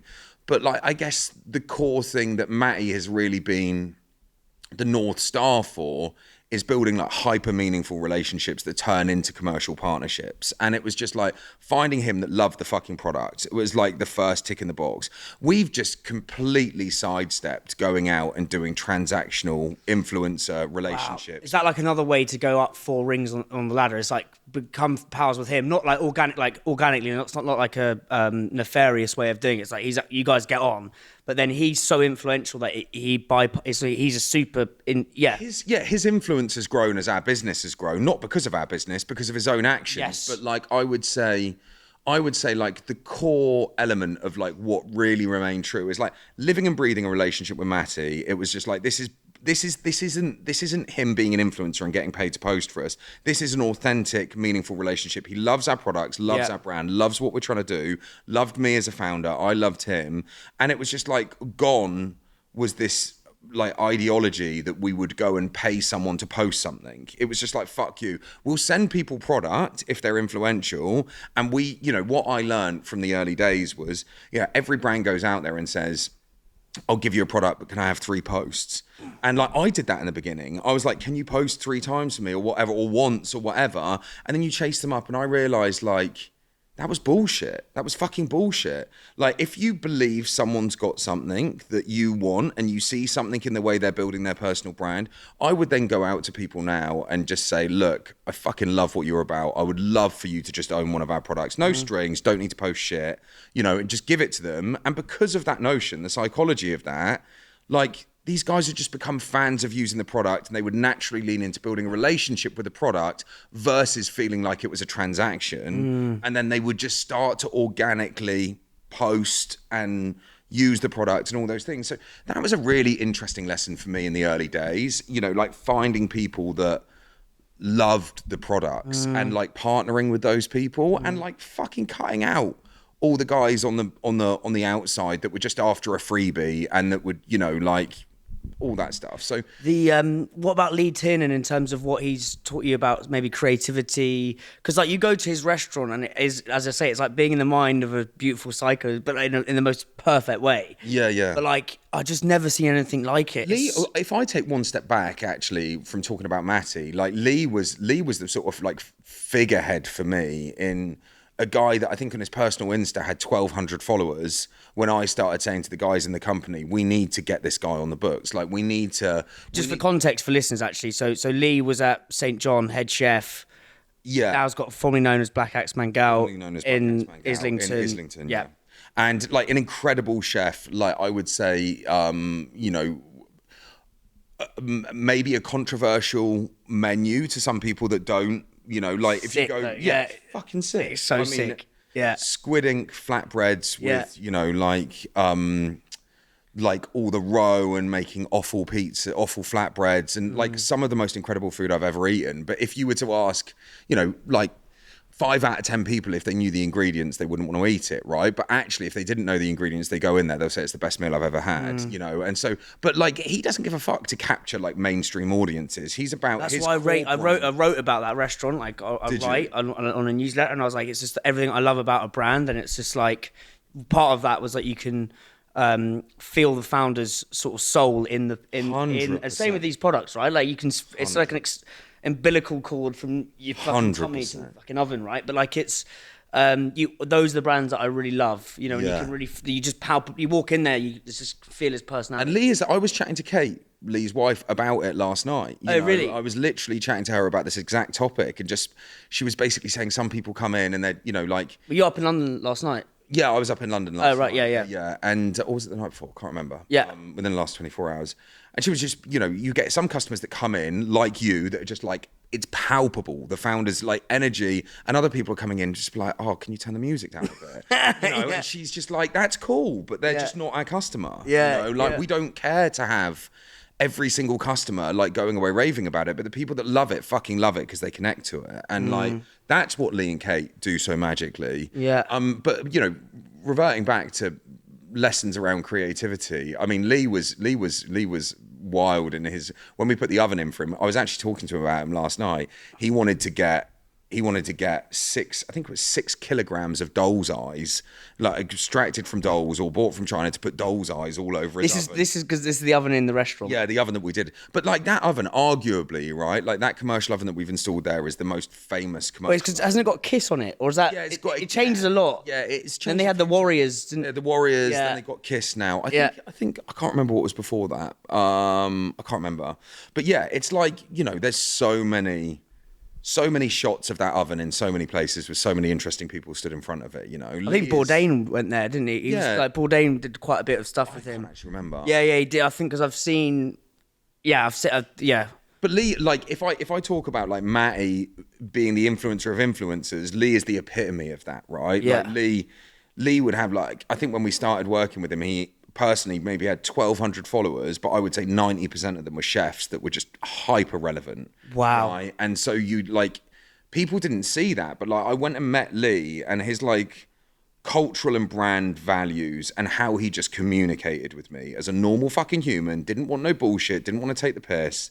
And it was just like this reciprocal relationship where, you know, he introed me to Frank Pinello, who's now one of the biggest ambassadors for our brand. He introed me to Action Bronson. He made the ins with Matty with me after Matty bought one of our products. You know, he's just opened the door for me. Like Lee has done that. And it was like, if you go and look at him on face value as a marketing person with 1,200 followers, you'd be like, you know, so it's understanding. I think that's another, like, one of your like amazing strengths, mate, is be able to like take things that are face value to most people and like almost look at it from a different angle or like dig deeper and see where that can take you.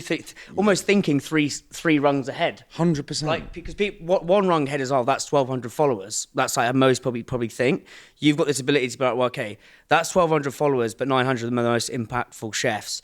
If I get into 2 of those, I know it wasn't... The influencers of influencers. It says influencers, and that we get 5 rings ahead. 100%. Mate, that's such a good way of putting it. And what about Action Bronson? Because I know, like, I think what I love about him is just his ability to kind of, I know kind of a lot of people say like focus, do one thing well. Like he just does whatever the fuck he wants. Yeah, like such a G. Mate. Like what's he? Have you cooked pizza with him, haven't you? Yeah. What? Talk me about that experience. Oh mate, you know, like firstly, I was like the biggest Action Bronson fan ever. When his music erupted onto the scene, maybe when it was in 2011, maybe, I was just like literally, I'm like so obsessed with my hip hop. And then he was rapping about his recipes, and I was like, who the fuck has done this? He was this big like Albanian guy from Flushing, Queens, and you know, big fuck off gnarly ginger beard, just, you know, like the sickest flow. And his lyrics were just disruptive to hip hop. It was like in a world that I was in, it was like culinary and hip hop. And it was just like, oh my God, I was just like, yeah, so in awe of his music. And then we just got chatting. I can't remember. I think, yeah, Lee introed me to him. And then we started chatting to him about him coming in and doing stuff with the brand. And then I was living in the States in 2022. And I was flying back to England, and we organised to cook together. We were just like, look, let's meet up. Let's just see if we vibe it, all that stuff. And then we were meant to cook on his roof terrace of his apartment, but there was construction work and scaffolding. In New York, this is? In Brooklyn. Right, okay, yeah. sick. And then we ended up, because construction started on his block of apartments a few days before, we ended up just getting an oven delivered on the street. And he bought out a load of A5 Wagyu. I went, a good friend of mine, Anthony Mangieri from Una Neapolitana, which is a great pizzeria in New York. He made me some of his incredible dough. I went to a deli and stocked up, and we basically just like bust out pizzas for an afternoon on the streets in Queens.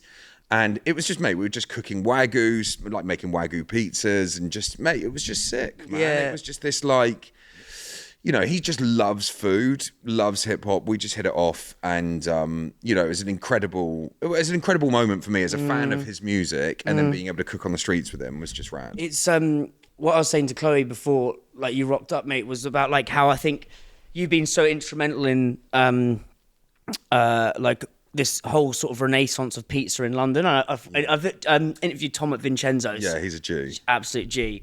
Yeah, that was a really fun conversation, that. But obviously, but there's just so many amazing sort of pizza places. What are some of your sort of favourite pizza places in London? Or do you know what, man? I love literally like Tom's. Vincenzo's is like, yeah, I haven't even been to Crisp yet. I need to go. Everyone's raving about Crisp, but I haven't been. You know, mate, there's a whole host. Like, some of the people are like really loyal friends. That's what I mean. Like, that's what I love to shine a light on, is some of the underrated ones. Yeah. From a Neapolitan pizza perspective, like Peddling Pizza, his handler Adam Atkins, he's just a G. Where's that? That's in St Albans. Yep. He does street food markets, but he's been like a figurehead in people quitting their jobs and moving into mobile pizza, like, you know, production. And he sort of started on a bike, got a rock box, has upgraded multiple vans, and now he's just this, you know, he's maybe a couple of 100,000 followers now on Insta, just as this like street food G.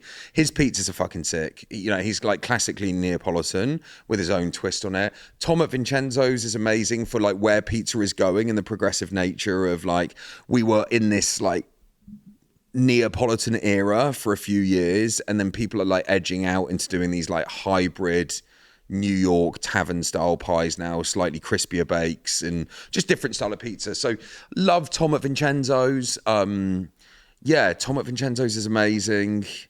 Adam from a Neapolitan perspective. You know, Gracie's is good. Ali Katz is good. All these guys are fucking. I went to Dohan's on Saturday. Yeah. My mate's about to open a bar in Waterloo, and they're trying to look at different concessions. And he'd been there like the week before, and the lady's name's escaped me, but she was like, mate, like, bro, you got to try this tune. I think our team were there last night. Yeah, they were. Yeah, Chloe was. Yeah. But he was saying, mate. What's she called, Chloe? Yeah, Hannah. Sorry, yeah. My mate Alex had been to meet her, and we were there ordering the munch, and I was like, I'll get the. He was like, mate, you got to try this pizza. Like, Hannah recommended it. It was the tuna one. Yeah. I was like, what, tuna on a pizza? That sounds a bit sort of spooky, right, mate? It was honestly one of the best pizzas. Was it like raw tuna? It was no raw tuna. It was like cooked. Was it like tin tuna? No, like, but it was like obviously of the highest sort of caliber. Yeah. Like the Ferrari of tin tuna. Yeah. Amazing. Mate, my boy Richie P, who's head of our media content, he's like a pizza geek. I've just given him some 120-hour fermented dough for him to go and trial tonight. But he was at Dohan's and just saying Hannah's pizza is by far. Like, he's just, really I haven't had it, but he's just saying it's fucking insane. Really good. Yeah, it's really, really good. So the marketing genius. Do you know Seth Godin? Have you Yeah. I don't know him personally. So he's been on the pod twice. And like he's my fucking hero. Like, I rate him so much. So to like actually chat with him was just like wild. But one of the things he talks about is how you know what a good brand is versus a bad brand. Yeah. So he says if Nike created a hotel, right? Yeah. You know exactly what it fucking looks like, right? You can just picture it. Yeah. If Hyatt Regency created a trainer Do you know what I'm saying? Yeah. So, but I'd love to know like what, and it's kind of more of a brandy question, but like if Gozney was to build like a hotel, or like how would it look, and how would you think about things? Yeah, do you know what, man? Like the first place that I go, as you know, it's an interesting point because I've been designing my own house, which I feel in my head is a Gozney house. You know, I've been doing it for 2 years. We've bought a lot of land in the New Forest, and it was been a dream for me to do it. And I guess, yeah, I mean, the first thing I think about, God, how deep do I go? Go deep. The first thing I think about is social architecture, right? So like the energy of the property, the flow of the property. So when so yeah, let me explain. It's not a fucking term that anyone uses. It's a term that I've made up to talk to my wife. Yeah. But social architecture it's basically built around community, right? Like what is the energy? How does the property provide energy to the users? And so our house that we've been designing has been built around centralized communal spaces that are built differently from normal living spaces. So everything is centralized to an external courtyard that we've got within the property that has the sort of living wing that goes off that. And so I think the first thing that I've created, and this is purely from an energetic perspective, is like a central hub to the house where you can have really fucking fun and cool amenities within it. So not only do you have a kitchen and a back kitchen, but it opens to the courtyard, the swimming pool, but you've got the DJ booth, the decks like hidden within the actual main living space. And then, you know, it basically creates this nuanced area where instead of just having kitchen diner, you know, you've got like a big sort of centralized seating area that is within the main living space. So you got one of these, or each individual thing has this sort of. So I've basically built a house, you know, and I'll release it on my social, I'm sure at some point soon, like when I get planning. But I've basically built this house that arguably looks like a plus symbol, right? And it's got like essentially different wings that serve different energetic processes. So if you bird's eye view, it looks like a plus symbol. Sick. Yeah. Yeah. So there's like the sort of like reversed L in the top left is about outdoor courtyard and main living space with a pool there. That sort of like initial top wing opens up on both sides, east and west, but then it goes on to having like a sort of wellness space down below, which is more about relaxation. I had core framing when I was designing the house in like live, play, rest, sleep. You know, those were the core energetic elements that I wanted to capture. And then the sleep wing comes off the other side of the property. But it was all about community and all about connection. But then it's creating what I would say is like exactly the same journey that I've gone on with the products. It's like a hyper modern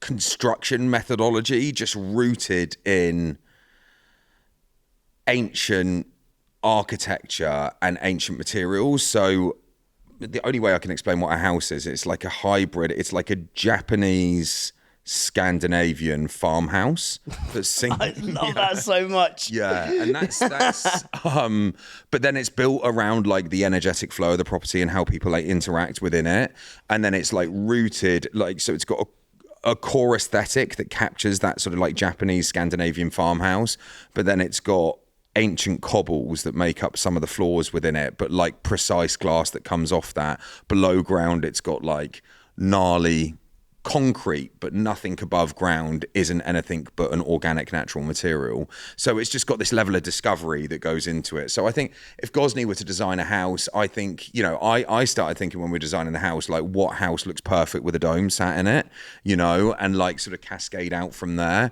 And I just feel like I just follow the exact same design principles with a property that I did with the ovens. You know, it's got to feel modern, but rooted in the heritage. It's got to feel like you can escape when you're within it. It's got to have all those tactile elements of smoke and fire. It's like really elemental, I would say the property is. So, you know, in our main kitchen, we've designed just, instead of having a traditional kitchen, we've just got a live fire wall. So the whole wall is built around fire for cooking. So you've got the oven, we've got like grills that go up and down with like wood-fired burning units in them. So in the main living space, you walk in and it's centered. The actual traditional kitchen is hidden behind that in like a sort of like rear kitchen that's hidden away, that's got your standard ovens and all of that stuff. So it's like an experiential property. But also, like to me, the plus is like that whole like community of, you know, like plus is community. Yeah, you're adding people together, and it's like the whole house has all that stuff. In terms of deals you've done, like in Because I think, didn't you sell to the pig or something? Was one of your first ovens? Yeah. I'd love to know like what you've learned about structuring deals, like Right. because I think again, I'm asking this selfishly, right? Because we're doing more stuff coming to the pod, which is good, but it's like trying to work out how to sort of do them and like what have you learned about the art of a deal? Because I think again, linking this back to sort of the hustle and the kind of the whole hip hop vibe is there's a deal as a part of that. You know, I've read lots about that. I think like firstly, I think what's really fucking important is like making sure that it's a deal that you love, and I just think that the synergy between whatever the other person brings to the table is like really important. So like not doing deals just because they're commercially driven necessarily. It's like if I think about recapitalizing the business or getting investors in, I don't want the biggest check, man. I want the person that's most relevant or the person that's like the most inspiring to me that can add strategic value. And that's an obvious thing to say. I know that's an obvious thing to say, but it's not always about the check size, because I think if you can basically protect your brand, it will go much further. Like, I guess there's an interesting tension here, right? We've got investors within Gozney that have invested in the business that want a return on their money.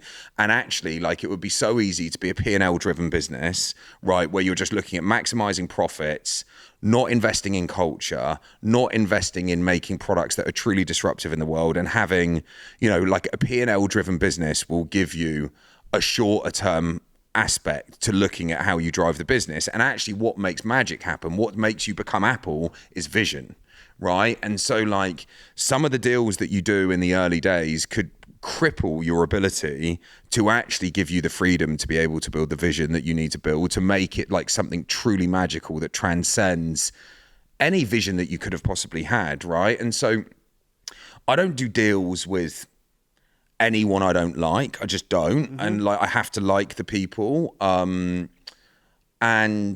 you know, I guess like art of negotiating, I guess what I'm really good at doing instinctively as a founder to get deals done is just like getting people to believe in the vision of where I want to take it, you know. And like if I was looking for people to be inspired by getting involved in my business as investors or anything like that, just have to speak honestly about like what your fucking vision is, what your passions are, and like how big you want to take it. And I think some people will think, yeah, he's a fucking dickhead, he's away with the fairies. And then you'll get the other people that be like, I believe in that guy. Yeah. And so like I think that's really interesting. I think like the art of structuring a deal is just making sure that both parties win. So both parties feel excited by the deal as well. I just think if you're crippling people from their side of the commercial agreement and they're not getting what they need out of it, you know, the partnership's destined to fail. So partnerships are just a big part of what we do. Yeah, brand partnerships is another, again, and everything we talked about with Lee is genius.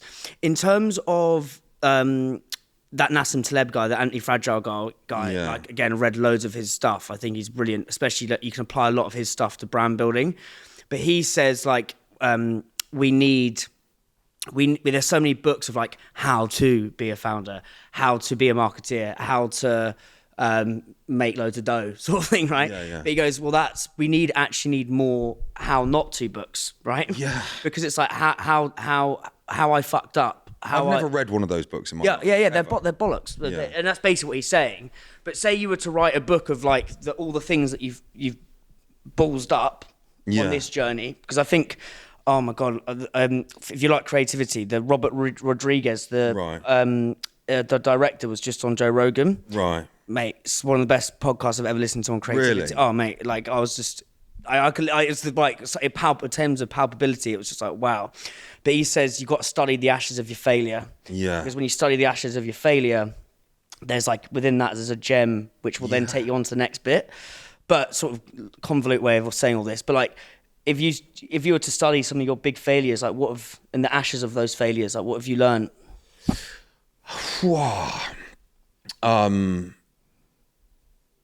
And they can be chapters of the how not to sort of book. Yeah, I mean, do you know what? It's really interesting, like studying the ashes of your failures. I feel like nothing's truly been a failure because it's just all learning. I just honestly feel like that, and I even feel.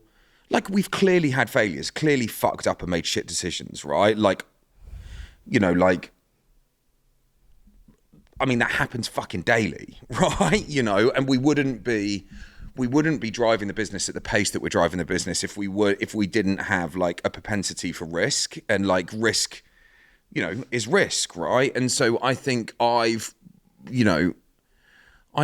have driven the business like close to the wind a few times, and you know, like Specifically when? Well, I just think in the early days, like scaling up when we were launched Rockbox in 2016, launching it into 3 continents when we didn't have fucking 2 pennies to rub together and was just hungry for growth, and it nearly crippled the business. We nearly went bust. You know, we had all this opportunity and it just nearly went tits up. You know, like when we hired all of our US team, the business, we were growing so quickly, but we're a D2C brand. We didn't have the ability to leverage purchase orders with banks to get financing. We were unfinanceable, right? Apart from equity investment. And we had like an inefficient, immature supply chain built. So we didn't have the margins in our products, and we just decided to go all in, get into retail, hire the fucking team. And, you know, that was a transitional year that was like highly stressful from a cash perspective. But do you know what? I just don't feel like,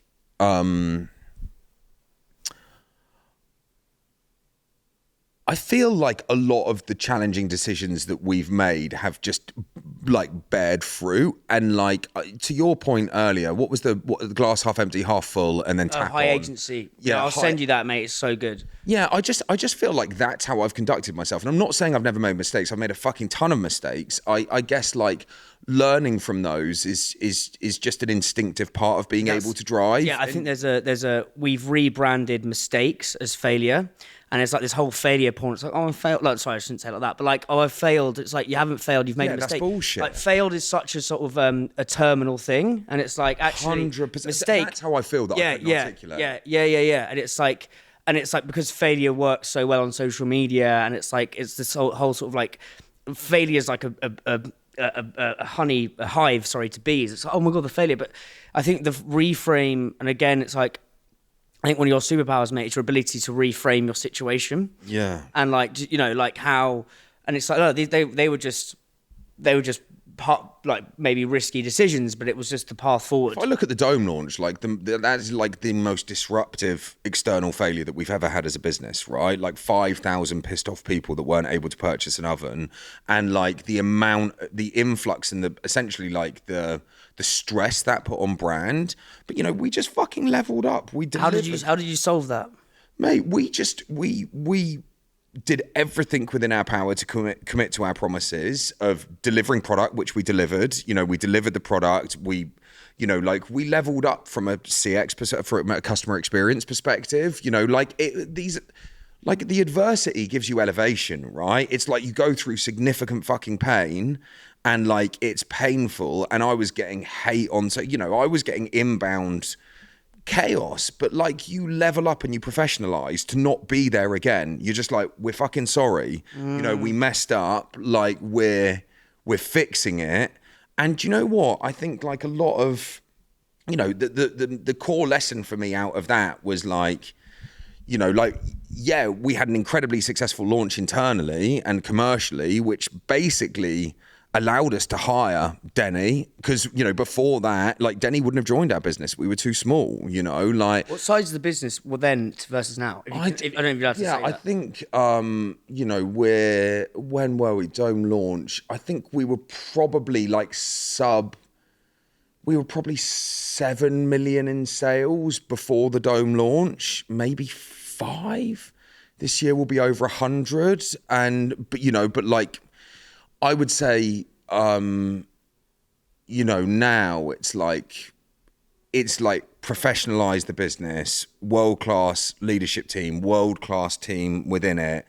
Talk to me about because I love the way you think about. I know you say you're sort of like a designer and an entrepreneur. Yeah. I love the swing between those two sort of things.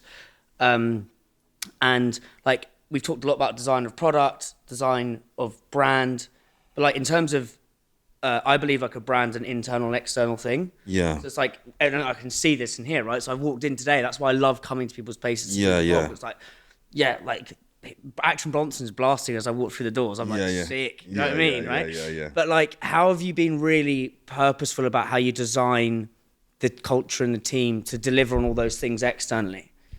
Yeah, I think, you go through a process. We've built out, like on board or like recruitment culture decks, so like but before, I mean, with me specifically, like resumes, CVs are less relevant. We obviously want people to have the right experience, and come from the right roles, but actually like culture is so much more important. And again, it's a cliche thing to say, but like you can't teach a shitty attitude, and like ego is also a really challenging thing. Certainly from my perspective with like high profile board members and C-suite leaders, like I guess the core thing that I have, recruited against is ego. I want people that are open to taking feedback, and, I will be the first person to say I'm fucking wrong, put my hand in the air, and I just expect that culture to be part of the culture at Gozney. I want us to be able to take risks, to put ourselves out there, to fail or win, but say fucking my bad, like we tried, and like that sort of like propensity to go after it and to not have judgment. I just take it back to my rehab days or fucking AA. When you sit in AA and you sit in a meeting and it's a place where there's no judgment, and you can sit and you can share stuff. And like, that's the sort of culture that we want to try. What are some of the other lessons you took from rehab that you think are salient to brand building? Mate, I mean, so much, man. Like consumers, I don't know. I feel like what the fuck is that? That's fine. I feel like, first of all, it starts with how like rehab shaped, I guess, my personal moral principles, right? And I guess like I was in a Christian facility. I'm not a Christian, I'm not religious, but like actually learning about being open-minded to their religion and being open-minded to that, you just realize that all the guys in there just lived with a really good set of moral standings and moral code, right? Like, don't cheat on your missus, don't be a dickhead to your friends, say sorry when you've been a knob. Like all of those sorts of things, right? I've just embedded into my daily life. And I guess when it comes down to thinking about brand, the core tenets of what makes us like so rich from an authenticity perspective is like a level of vulnerability, right? Like vulnerability, honesty. So I've shared my story of addiction. I never wanted to do it before the business got to a certain size where it was standing on its own 2 feet. I didn't want to use it as a PR fucking stunt to get press and to like drive people into the awareness, but I wanted to use it to give back and to inspire people out there that are struggling with their life, that don't want to be in the job that they're in, that there is more to it, and people that are still using and drinking. And I just think there's like a real... I'm like a hyper transparent person. Like what you see is what you get. What I say is what I feel. I treat people with respect. I'm kind. But I think from a brand building perspective, authenticity is everything, right? If you can build an authentic narrative into your brand and you can be led, like we're led by me as the face of the brand and the founder.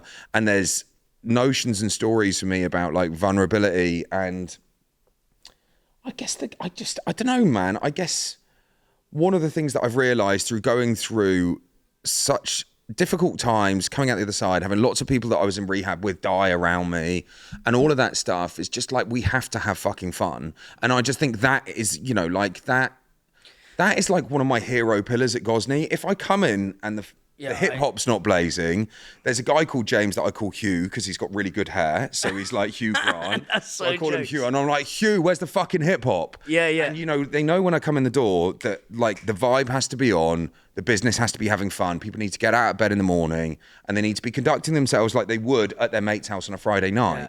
Yeah. We work hard, but we enjoy our time here. And, that cascades out from inwardly in culture to externally in brand. And if you look at the way we shoot some of our launch videos, like the sort of irreverent nature, this isn't an act of me getting on and performing for the camera. I'm just me when I talk about our products. And like, I just think authenticity is rich throughout the course of brand building. Like, do you know the restaurant Fallow? Yeah. Yeah, all good. Thank you.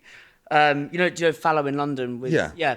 So I interviewed them, and they're similar. Like their whole thing, they're like one of the KPIs. Again, I hate all that business wank terminology, but like, is like, how are we gonna have fun? right? Yeah. Like, I think it's like so many people in business forget to have fun. Yeah. And it's like, mate, like life's short. Like you got to have fun. And like their whole thing is like, if the vibes, their whole thing, or what I took from them is energy. And Yeah. like sort of with you today, mate, it's like the dichotomy. I love that. Like it's such Yeah. a big learning. But there's like, right, the vibe shit, whack the house music up. Yeah. Right? Like go and get people some Haribos. Go and give the customers tequila shots. Totally. Go and like make someone's day, give them, and it's like this culture of fun. And like no one, they're one of like London's busiest restaurants. Like that place is packed the whole time. Yeah, magic. And it really just bringing a fucking vibe, bringing man. a fucking vibe. Yeah.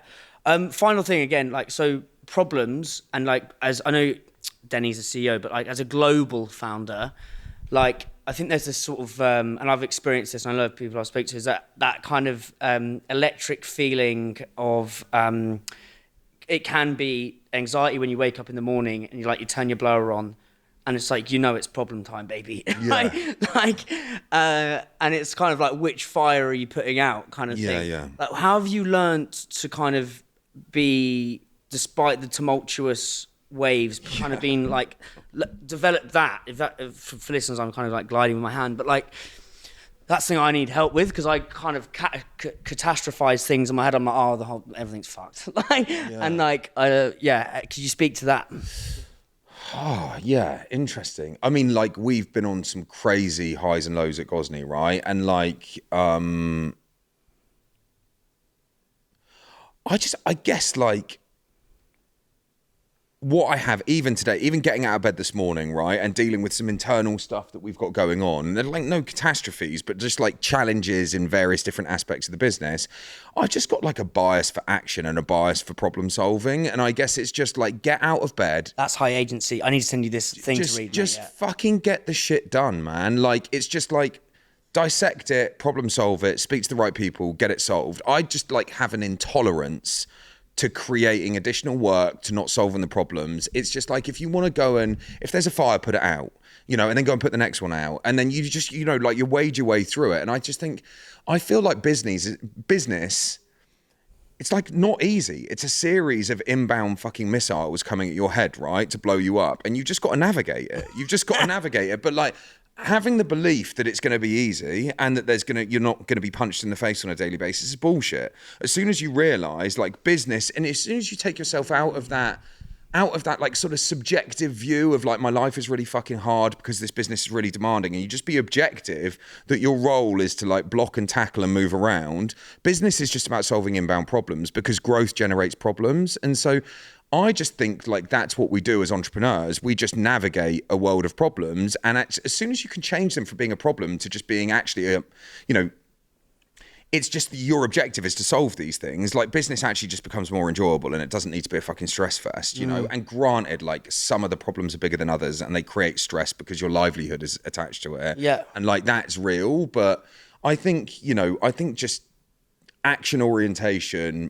coming to the realization that it's just never going to be plain sailing, and that you've just got to solve problems to grow. There's an acceptance of it. How do you make, when you've got like imperfect information, like with like solving problems, like you're not always gonna have the perfect information? I don't care to like, do you know what? I don't care to always necessarily be 100% right. Yeah. I just want to make decisions, and I want to move. And like, I just think, I think that is a problem that was one of the core strengths that I've got as an entrepreneur. I've got like, Denny and I often talk about data and making data-led approaches. And like, my argument back to Denny is like, my argument, if you surveyed 100,000 people in 2016 and asked them how many needed a portable stone oven, they'd be like, what the fuck are you thinking? What are you talking about?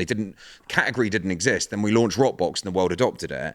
And, I sort of like leverage, like I think instinct, right, is just a series of inbound data points. You go and I speak to you, I look out the window, I look at the sun shining, I'm like, everything that I absorb into my senses on a daily basis is like data. And that like helps me form this instinctive view for growing the business.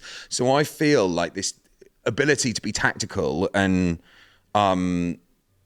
cater for inbound problems in an instinctive way is built through obsessing and living and breathing everything about your brand. I walk around and I look at a fucking sign and I'm like, absorbing that and thinking about the Gozney brand. What do you mean? Like, so like... Well, I just take inspiration from everything in the world, everything that you say to me. Like I've been transfixed on building this business, right? I'm obsessed with building this business. So every conversation that I have, every nuanced piece of information that I get from something completely unrelated, I'm relating it to my brand and my business. How can I build it better? How can I build it stronger? Yeah. But equally, as a leader and as an entrepreneur, you build out this level of instinct for what is the right thing to do. And that's just ingrained in you, because if you're focused on building your business and you're obsessed with building your business, every nuanced piece of information that you absorb on a daily basis, you're relating it to your company and you're building an instinct for what is the right decisions on how we build a brand or how we build what I'm looking in front of me. And I guess like the thing that I've said to you earlier in this interview is I am just a sponge. I've been a sponge my entire life, and that sponge just allows me to deliver decisions for how we grow. And I've just used that, man. And do you know what? It's probably not the best approach all the time, because you can shoot from the hip a little bit, but I think as you get bigger, managing to be able to make decisions quickly and to drive, I don't want to be cliche again, but like, it's better to make the wrong decision and make progress somewhere than just not make move fast. Yeah, like the whole ready, fire, aim is what, like, one of the things I live by. It's like just fire and you're like, fail quickly, learn, all that stuff. Final question, mate, but what have been some of the underrated lessons you've picked up from that sponge?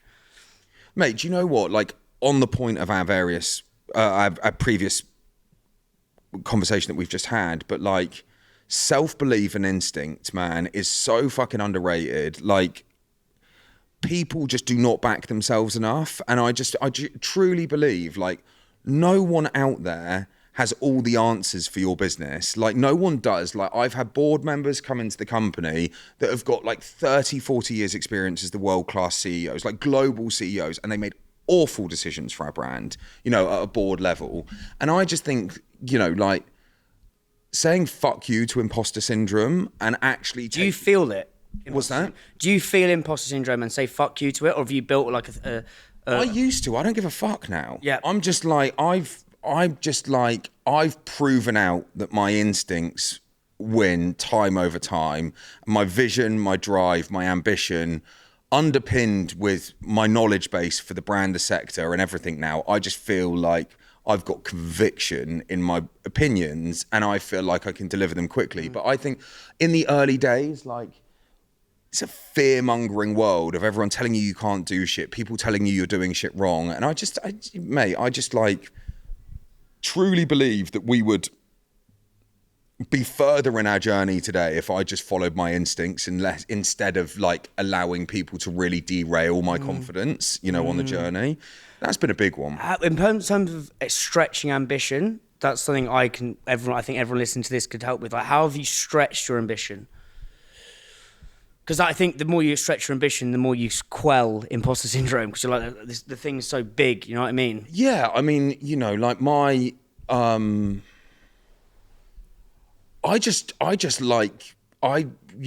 a friend of, a friend of mine, Maverick, in LA. That's an amazing name. Yeah, he's a G. he's a really nice guy. He said, if your vision isn't fucking like arrogant, and people don't think you're an absolute dickhead for having it, it's not big enough. And I frame it probably a little bit differently. Like I want people to sort of, their knee-jerk reactions is to laugh when I tell them my vision and just be like, are you joking? And I feel like that. So I guess, like, I don't know. I guess, man, like, my ambition is never going to change. We're targeting to get to 100 million valuation. We surpassed that. Then it's 500. It's like, I'm at a 10 billion valuation for my family office in my head now. That's what I'm building towards. And I guess the overarching thing about doing that, and Denny and I have conversations about this all the time, if you have got a vision to get you to your target, which is 3 years out, you are going to probably miss your target because business is hard. You might not smash it. If you're trying to get to 200 million in revenue, do you think specifically about the numbers? Is that like... I think about the numbers because I think it drives behaviors. Yeah, I like having numbers. Like, so for example, we're targeting getting to a 300 million revenue number in the next couple of years, 2-3 years. Like, I implore Denny, and Denny and I chat about like our target should be 800 million in our heads, because all the decisions that we're making around product roadmap, all the decisions that we're making around marketing bets, they may not pay out by 27 or 28 when our sort of like investor transaction target date is. But actually, if we're building a vision that gets us to 800 million in revenue, we've got all the fucking missiles lined up that we're in the hopper, you know, to get us there. So we're thinking about channel, we're thinking about product, we're thinking about marketing collateral, we're thinking about how we're building brand. Channel marketing collateral. So like basically like what markets are we going to go into? Like if, you know, we could get to 300 million in sales without ever going into, we could do that with America alone, right? So you wouldn't necessarily go into, we got to go. We got to wrap this up.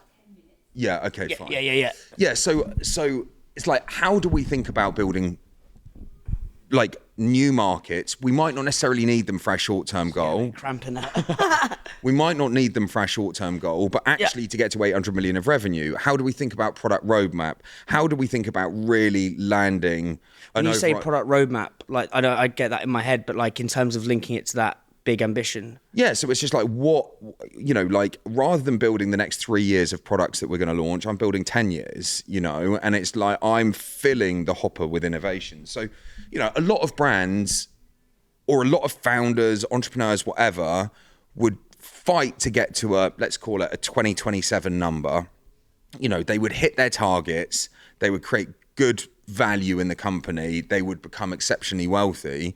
I'm like, well, we've done all the heavy lifting. We've built this global distribution infrastructure. We've built incredible relationships with all of these influencers. Why wouldn't we just fill that with innovation? Why wouldn't we fill the top of the hopper with innovation? Like, we've got innovation in our DNA. Like, why is the point in cashing out? There's something remarkable over the hill, right?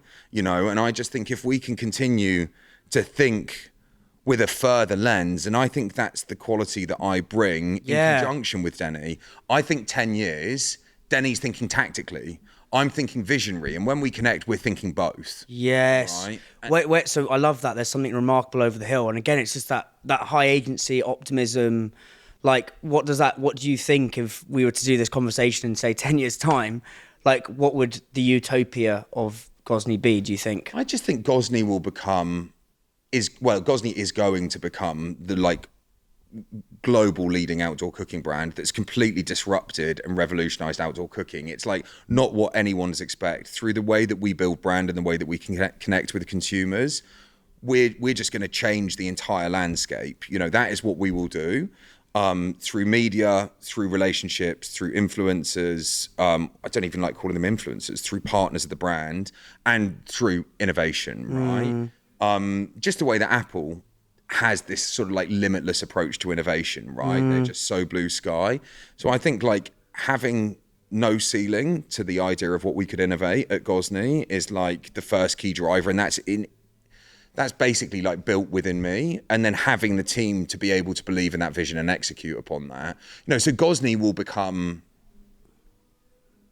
a huge, you know, like a globally recognized consumer cult following lifestyle brand, whatever, and will be in gardens all over the world. That is happening now, and it is going to continue to happen. And the ecosystem of Gozney products will take over the garden. But then where else can we go, right? Like I'm not done with the garden. And like from a personal perspective, I've got other ambitions outside of, you know, like consumer cooking products. I, you know, love real estate. I love experiences. So I want to go on a journey to do even more.